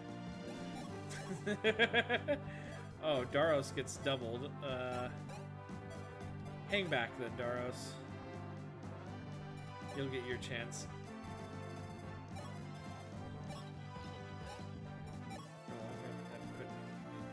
Toxicity.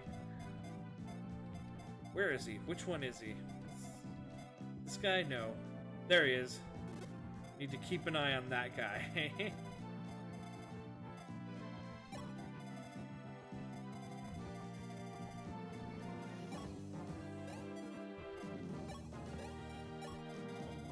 I had a pair of friends that played League of Legends with each other, and it was always so funny to me, because I'd hang out with one of them while they were playing it, and they'd do nothing but complain about what the other guy was doing, and then it'd be the exact same thing but just from the different side when I went and hung out with the other friend.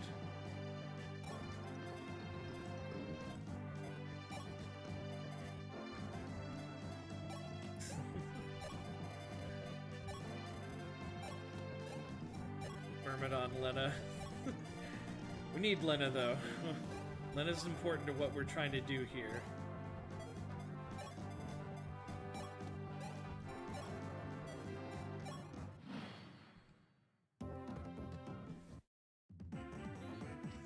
Fist of the North Star has a PS4 game? It does! And I've thought about getting it a few times. The Lost Paradise. I love the Yakuza games. And that's a game built on that engine. So I was thinking about getting it at some point. Played it somewhat. Oh no, no, Cord! No! Generic axe, bro! Should have been also by the Yakuza game people. Yeah, I know. I've played all the way from, like, Yakuza 0 all the way through Like a Dragon. I have not played any of the, like, the spin-off games, though. Like Judgment or Lost Paradise. You've played both North Star and Judgment? Right on.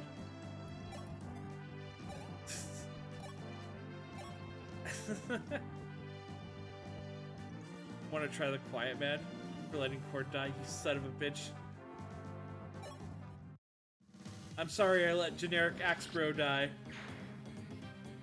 Board's gonna take its place, though. An empty fucking level up. You got an empty goddamn level up, fuck. It's a deaf hero, but looks like IMAX graphics. Tempted to try FF16. Dude, I can't wait for FF16.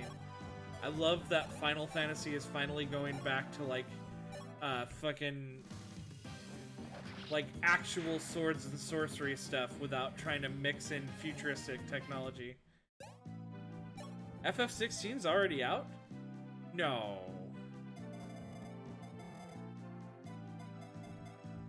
You have to be... This has to be something else you're thinking of.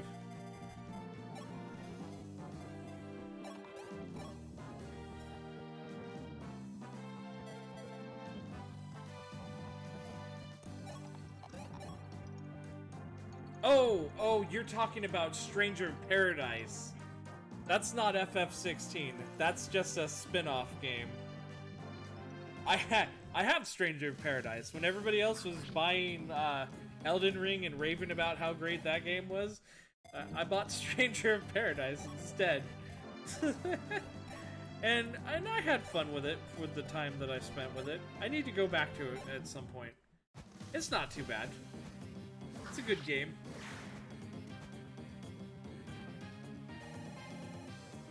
I like that the memes were never lying, and that the main character, Jack, is quite literally obsessed with the idea of killing chaos. And nobody questions his mental stability, like, at all from it.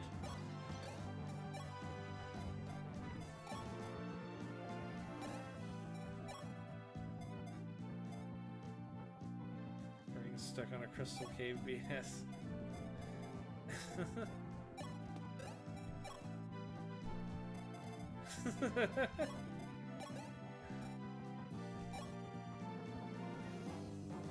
Okay. We're just gonna hold our ground here.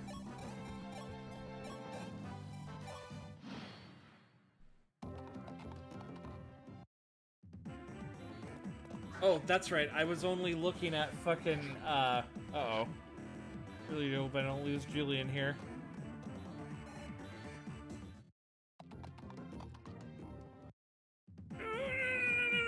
Oh! God damn it. I was only paying attention to fucking Matthias's range. I thought it was the range of everybody. I've been playing too much 3DS, FE Fire Emblem. So I thought I just had everybody's ranges turned on. God damn it. Oh, fuck. Well, the good news is that I think I get Rickard next map, so I'm about to immediately get another... Oh, wait, but I think I need... I think I actually need Julian in order to recruit Rickard, maybe. Shit. Maybe Marth recruits him as well. Ah! Here's Mathis. Lena, where are you? That I would give to hear your voice just once before I die.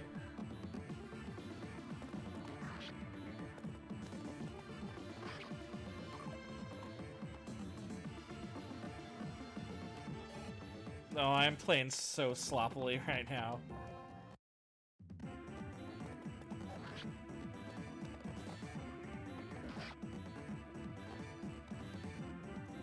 I'm not paying attention to what I'm doing.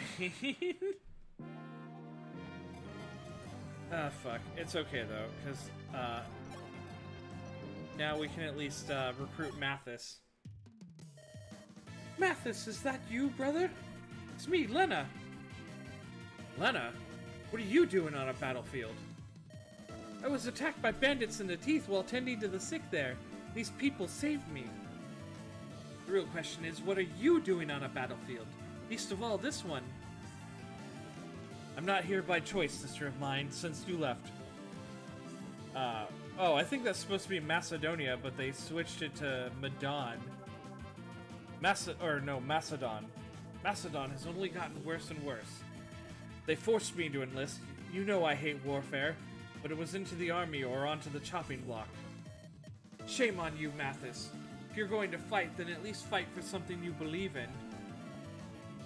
Macedon has done terrible things, marrying their might to Dolar, helping them torment people. Brother, it's not too late. You can join Altia's forces. They're good people, you know. Prince Marth would welcome you. They all would. Alright then, if I'm going to die, I'd rather die as one of the dashing than one of the dastardly. You know, Lena, you always were the reliable one. Now you're all grown up. Thought for sure you'd have already settled down with your one true love. The true love? I've met no such man, Mathis. Is that so? I'll bet you haven't. Well, just be careful. Make sure the man you love doesn't die. There are plenty of thieves out there who would steal a girl's heart. No need to worry about that. That's not a concern anymore. Also, you are kind of weak, Mathis. Speaking of weak, go, Jagan! Ha!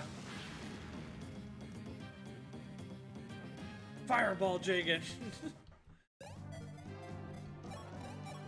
It's okay, it's fine. It sets up kills for Marth.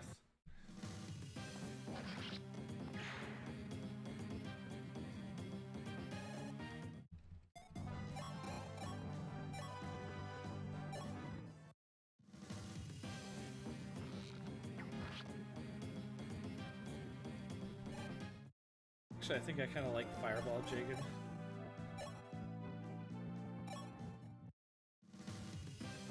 Oh man, it is raining fucking like crazy outside right now.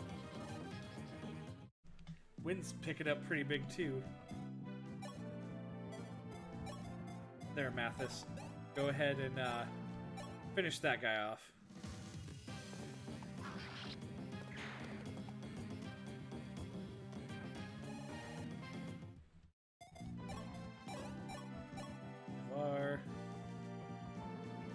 Shoot, you're not strong enough to get that guy.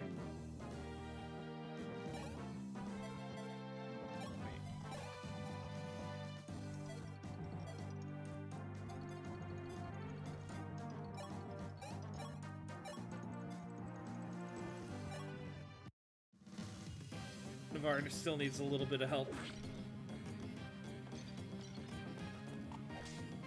There are 6 levels of difficulty in this game, and we're playing on the second one. We're playing on hard 1.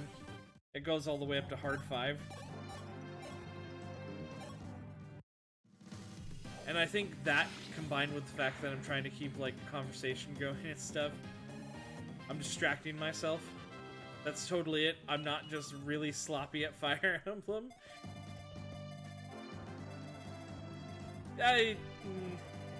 Maybe a little bit of both, honestly.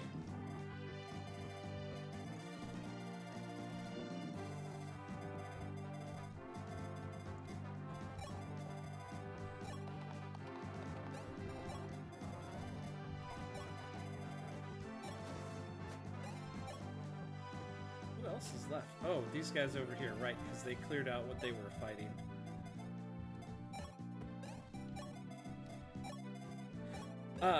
So good news, though, is that this game basically will reward you for failing enough. This is totally a game where you can fail upwards. Oh, that guy had an armor slayer. But he wasn't fast enough to double Draug. Which I'm actually very pleased about. Oh my god. When will I fucking learn?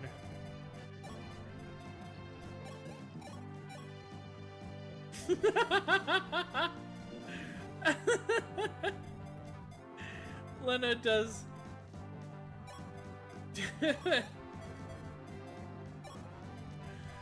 No, let's feed her a kill.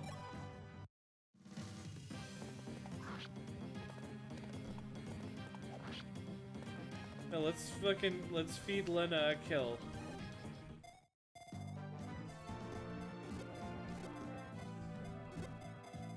Okay. So we're safe. Go, Lena. Eat. Eh. Oh, she dodged. And then she got a crit.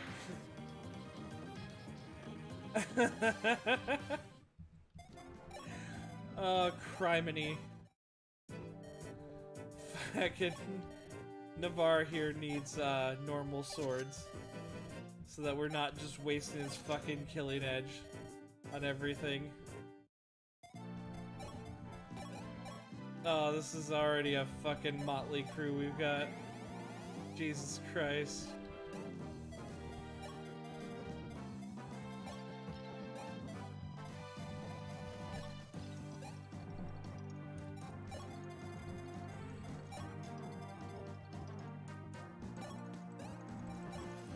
Okay.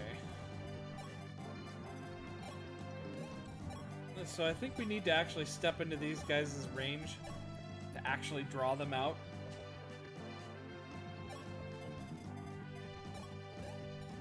Cord needs to rest. Wait, no, this is... Board? Yeah, Board needs to rest. Guess we can take this time to talk to Ishida. Ogama! Princess. I never got to thank you for coming along with us. There's no swordsman I trust more. I've seen your strength.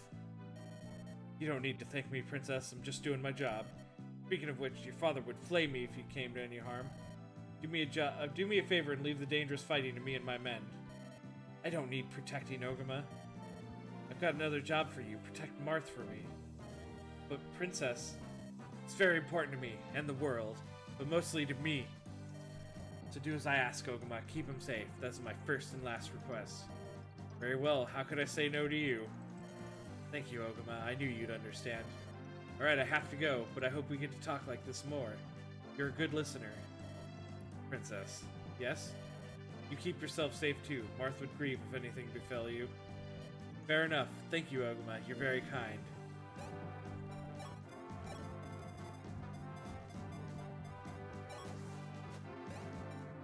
No. No. I'm foolhardy and I make poor choices, but I don't make that kind of poor choices.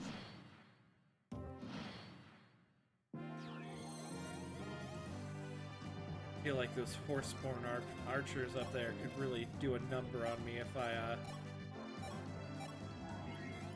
I thought to get that close.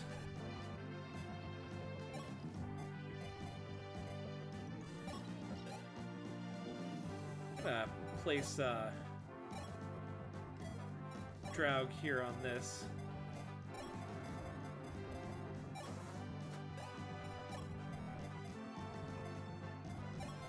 We're gonna kind of no. Move everyone into position to like intercept them when they come after Draug. Use our big burly armor man as a way to draw people in. And then fucking cut them down as we go. You must be Mathis, Sister Lena's... Ah! You're Prince Marth! Hey, stay your rapier, I beg you! Just gotten into you. You mean... You haven't come to stick me like a pig for fighting under the Macedonian standard? No. Really? Really and truly? Oh, right then. Sorry about that little display. I guess Lena was right. Just goes to show not all princes are cut from the same cloth. What do you mean? Oh, well, our Prince Michalis of Macedon, that is. He's strong and proud and an utter tyrant. They say he puts the soldiers who look the most scared on the front lines on purpose.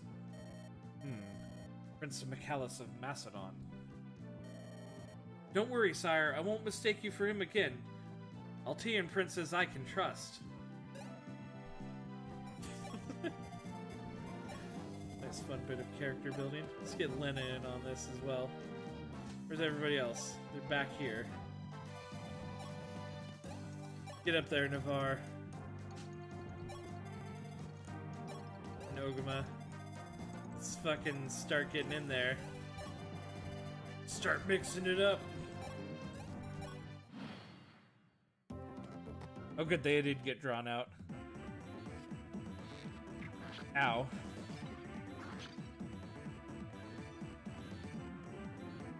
Ogama's surprisingly fast for being an armor knight.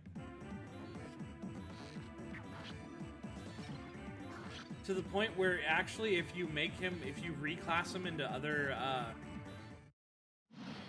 classes, dog classes, he actually kind of gets a big boost of speed out of it.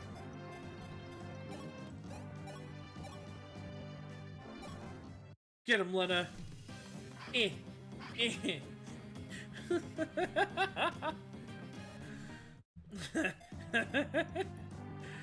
Fucking hell. Alright, I'm gonna have Ogama block this way real quick.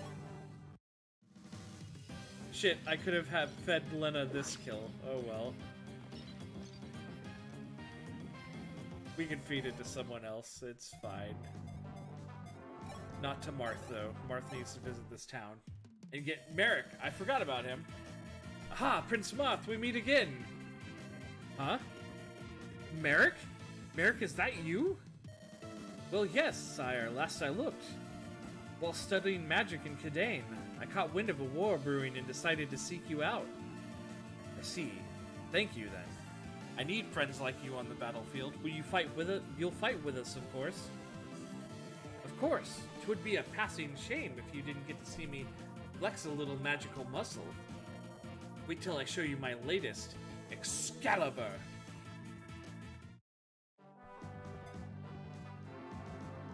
Okay, well we have Merrick. Oh, he doesn't come with any other tomes, just Excalibur. Well, sure. We'll let him show off the might of his amazing spell.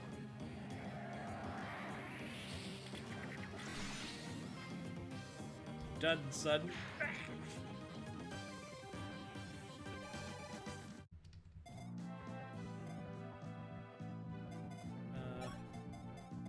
I'll let Navarre have this one.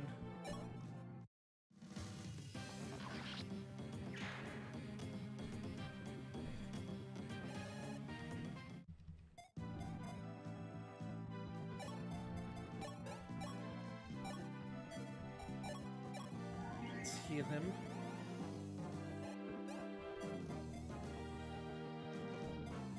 Okay. So we'll What kind of range do we have on these horseborn archers? Yeah, that's about what I figured. Fuck.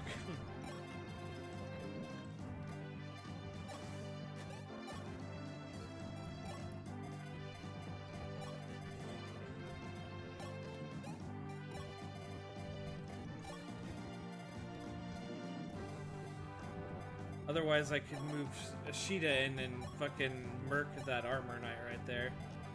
But then she'd get picked off by one of those horse archers.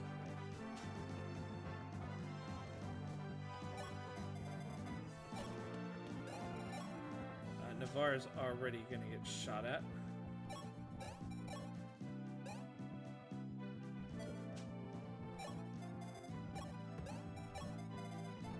Cord and Daros up.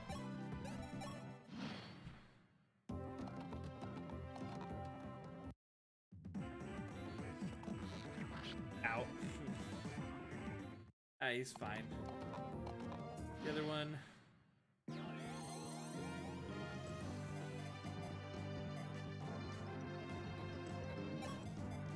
Okay, so we're just gonna fucking go for it.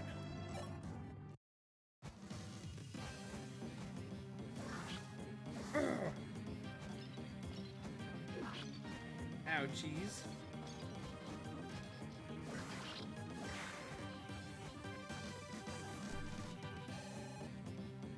Now give us a good level up, Sheeta. HP, speed, and luck. Well, the speed is good. I won't deny that. Certainly.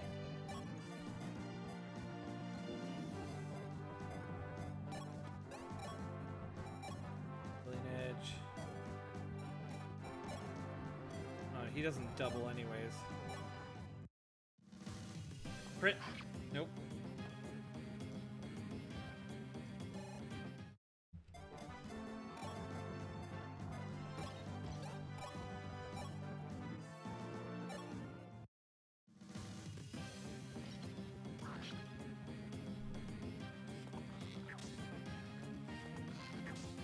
Nothing.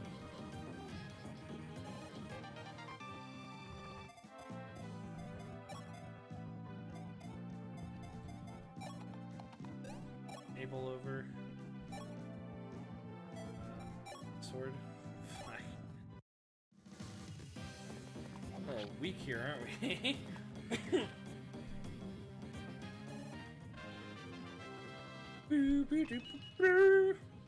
An empty level up. God damn it. Empty level ups are so upsetting.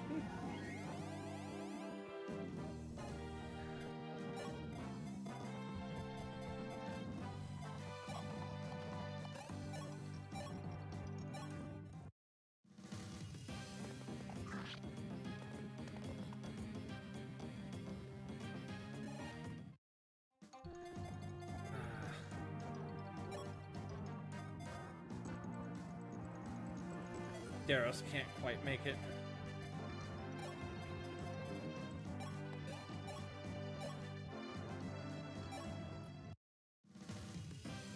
Castor picked him off.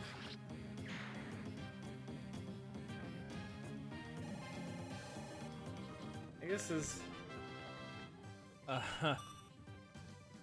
becoming a little bit of an issue. What do we got? Hand axe.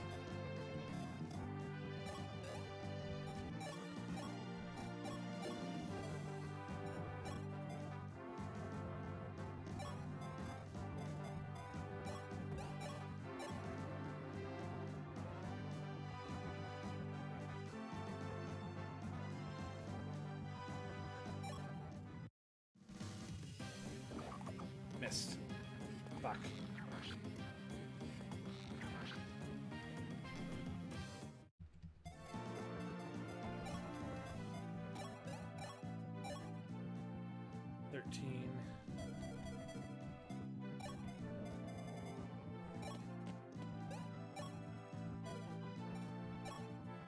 Whew, okay. Now, what I really wonder is if it'll play off of some old AI from old Fire Emblem 1, where if the enemy, if Marth is in range of the enemy will drop anything else it's doing, and they will go for Marth. Nope. Oh no, Daros! So this will be the end. He just wanted to become Sail.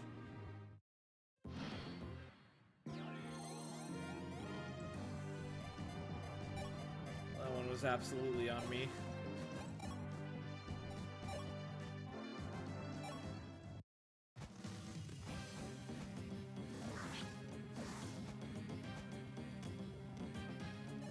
It's okay.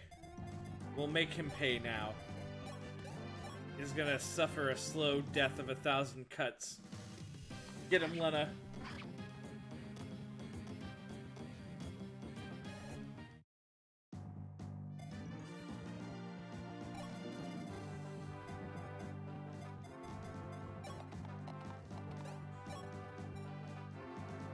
Everybody else is gonna walk away.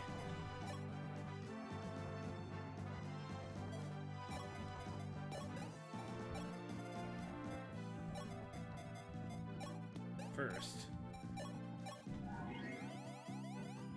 Ogama and Navarre have some business while we're doing the rest of what this map entails.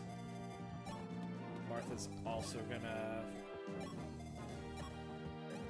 do some stuff. Look, I kind of knew as soon as I decided to go for it, kind of didn't work out for me. Also, this guy's got one range, so he's gonna get picked off by 2 range stuff. I kind of knew I had overextended, and I was trying to salvage it, even though I knew that might mean that I was gonna lose somebody. But I desperately did not want to lose Sheeta. In that case, Daros is a little bit more acceptable. Kind Altean, this kingdom is in dire need of a savior. Yeah? We've saved up 5,000 gold and poured our praise into every coin. Please use this money to answer them. Thanks. Thanks for the money. We're gonna go earn even more, though.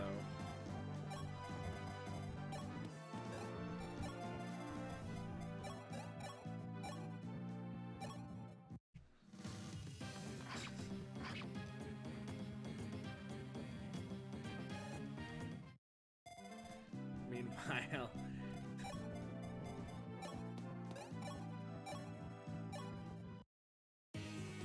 you can defy us, yes, but you will never defeat us. Yeah, I don't know about that.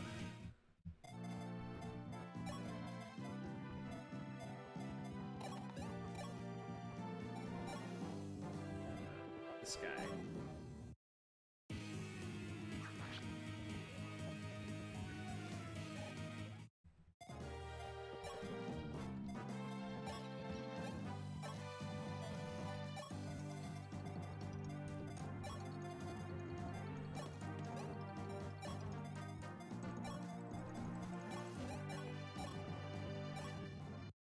We're gonna slice and dice this guy with Merrick.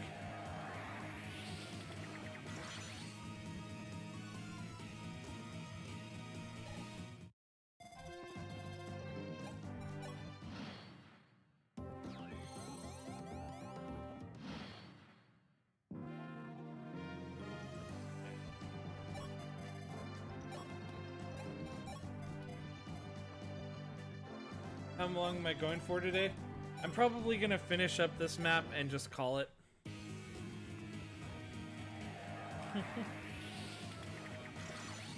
Oh, he dodged it.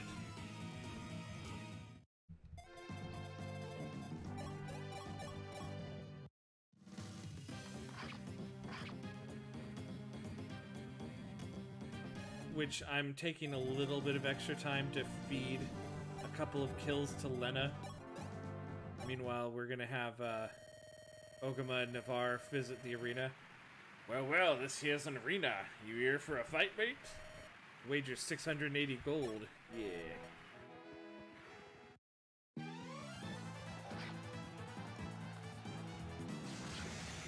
No, it's fine. I got this. Yeah.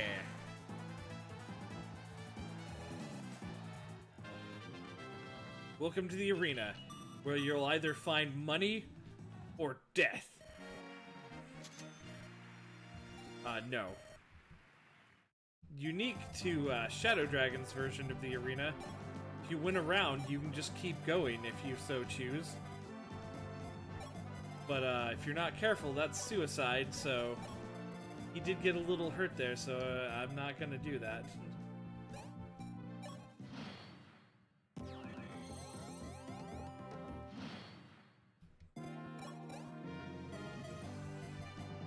How much damage do I do with him, deal him from the rapier? Only 10.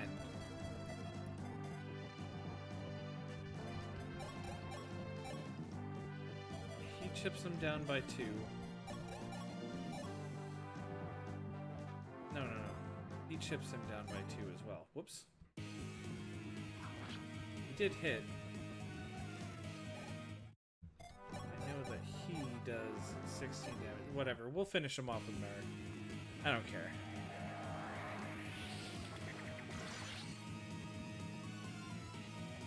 What?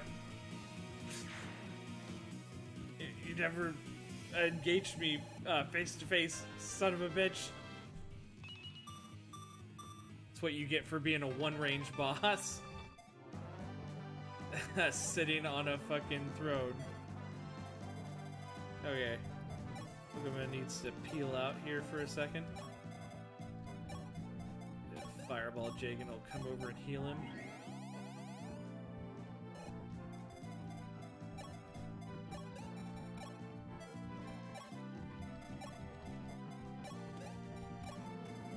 Let's move Navarre in.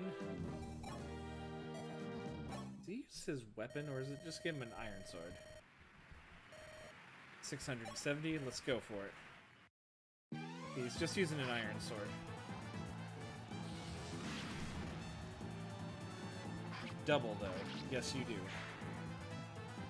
Keeps throwing him up against mages. No! No. Whew. That's close.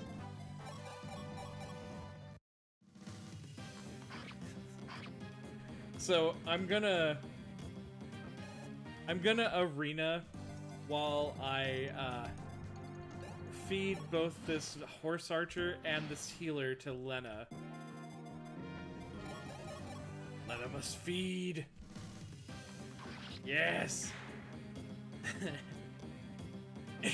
Eat up, become strong. HP, skill, and luck. That doesn't look like strength to me. Lena!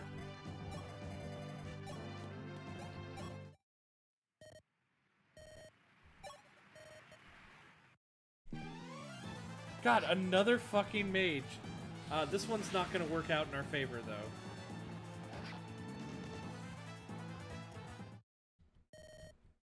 So, I gave up.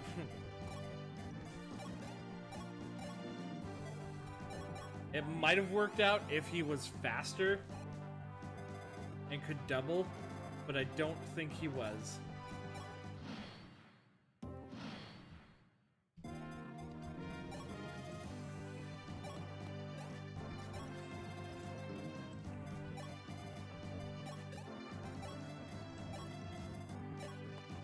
Send Navarre back in.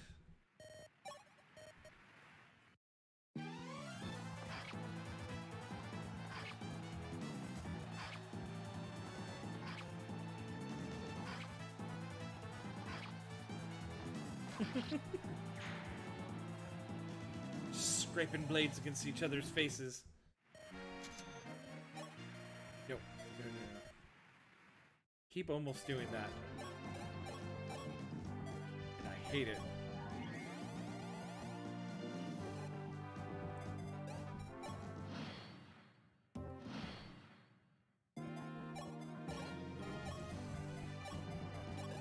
Let's move Lena in.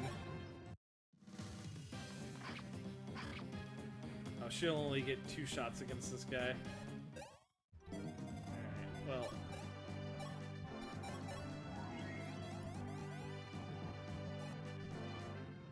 Got Jagan to level up. Come on, magic. Yes!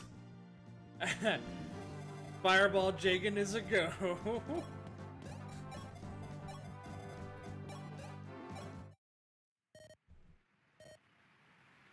Oh, that's a lot.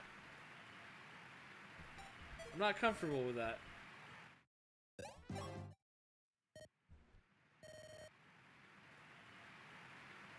That's a little bit.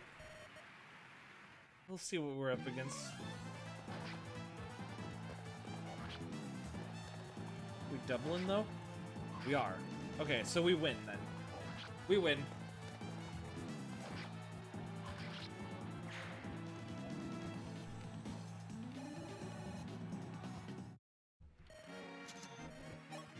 God, I wish I'd quit doing that.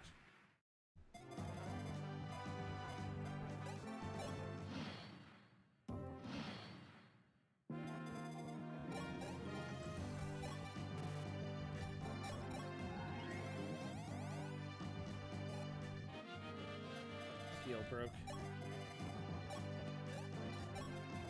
Alright, Navarre's the last person I'm gonna send into the arena. And then I'm gonna call it good on this map.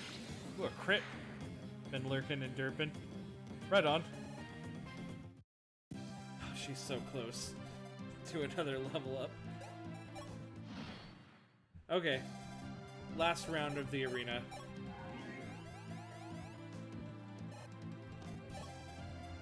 Go on, Navarre. Get yourself 1 more level up. What do we got? An axe guy. Should be an easy win then. Fuck yeah. He didn't even get touched that time.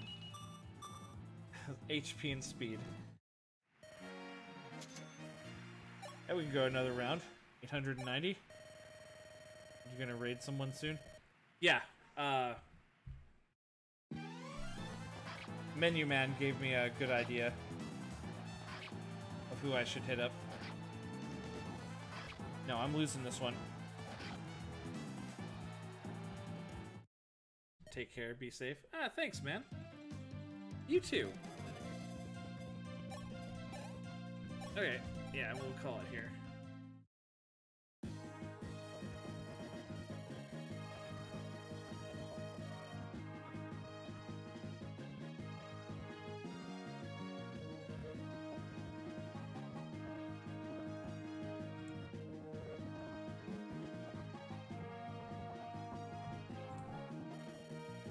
You'll find Captain Hardin protecting the king and the Lady Nina at the northern fortress located in Aurelis.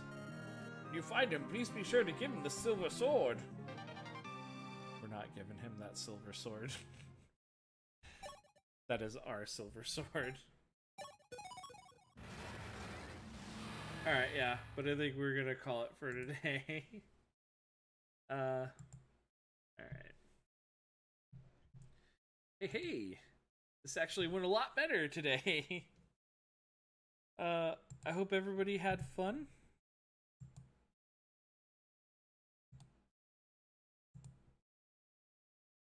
Yeah, there we go.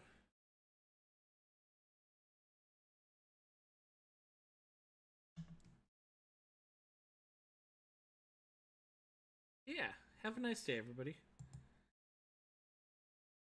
Come back tomorrow either with more Metroid Zero mission, or I'll start the other game that I wanted to start, that I originally wanted to start alongside this.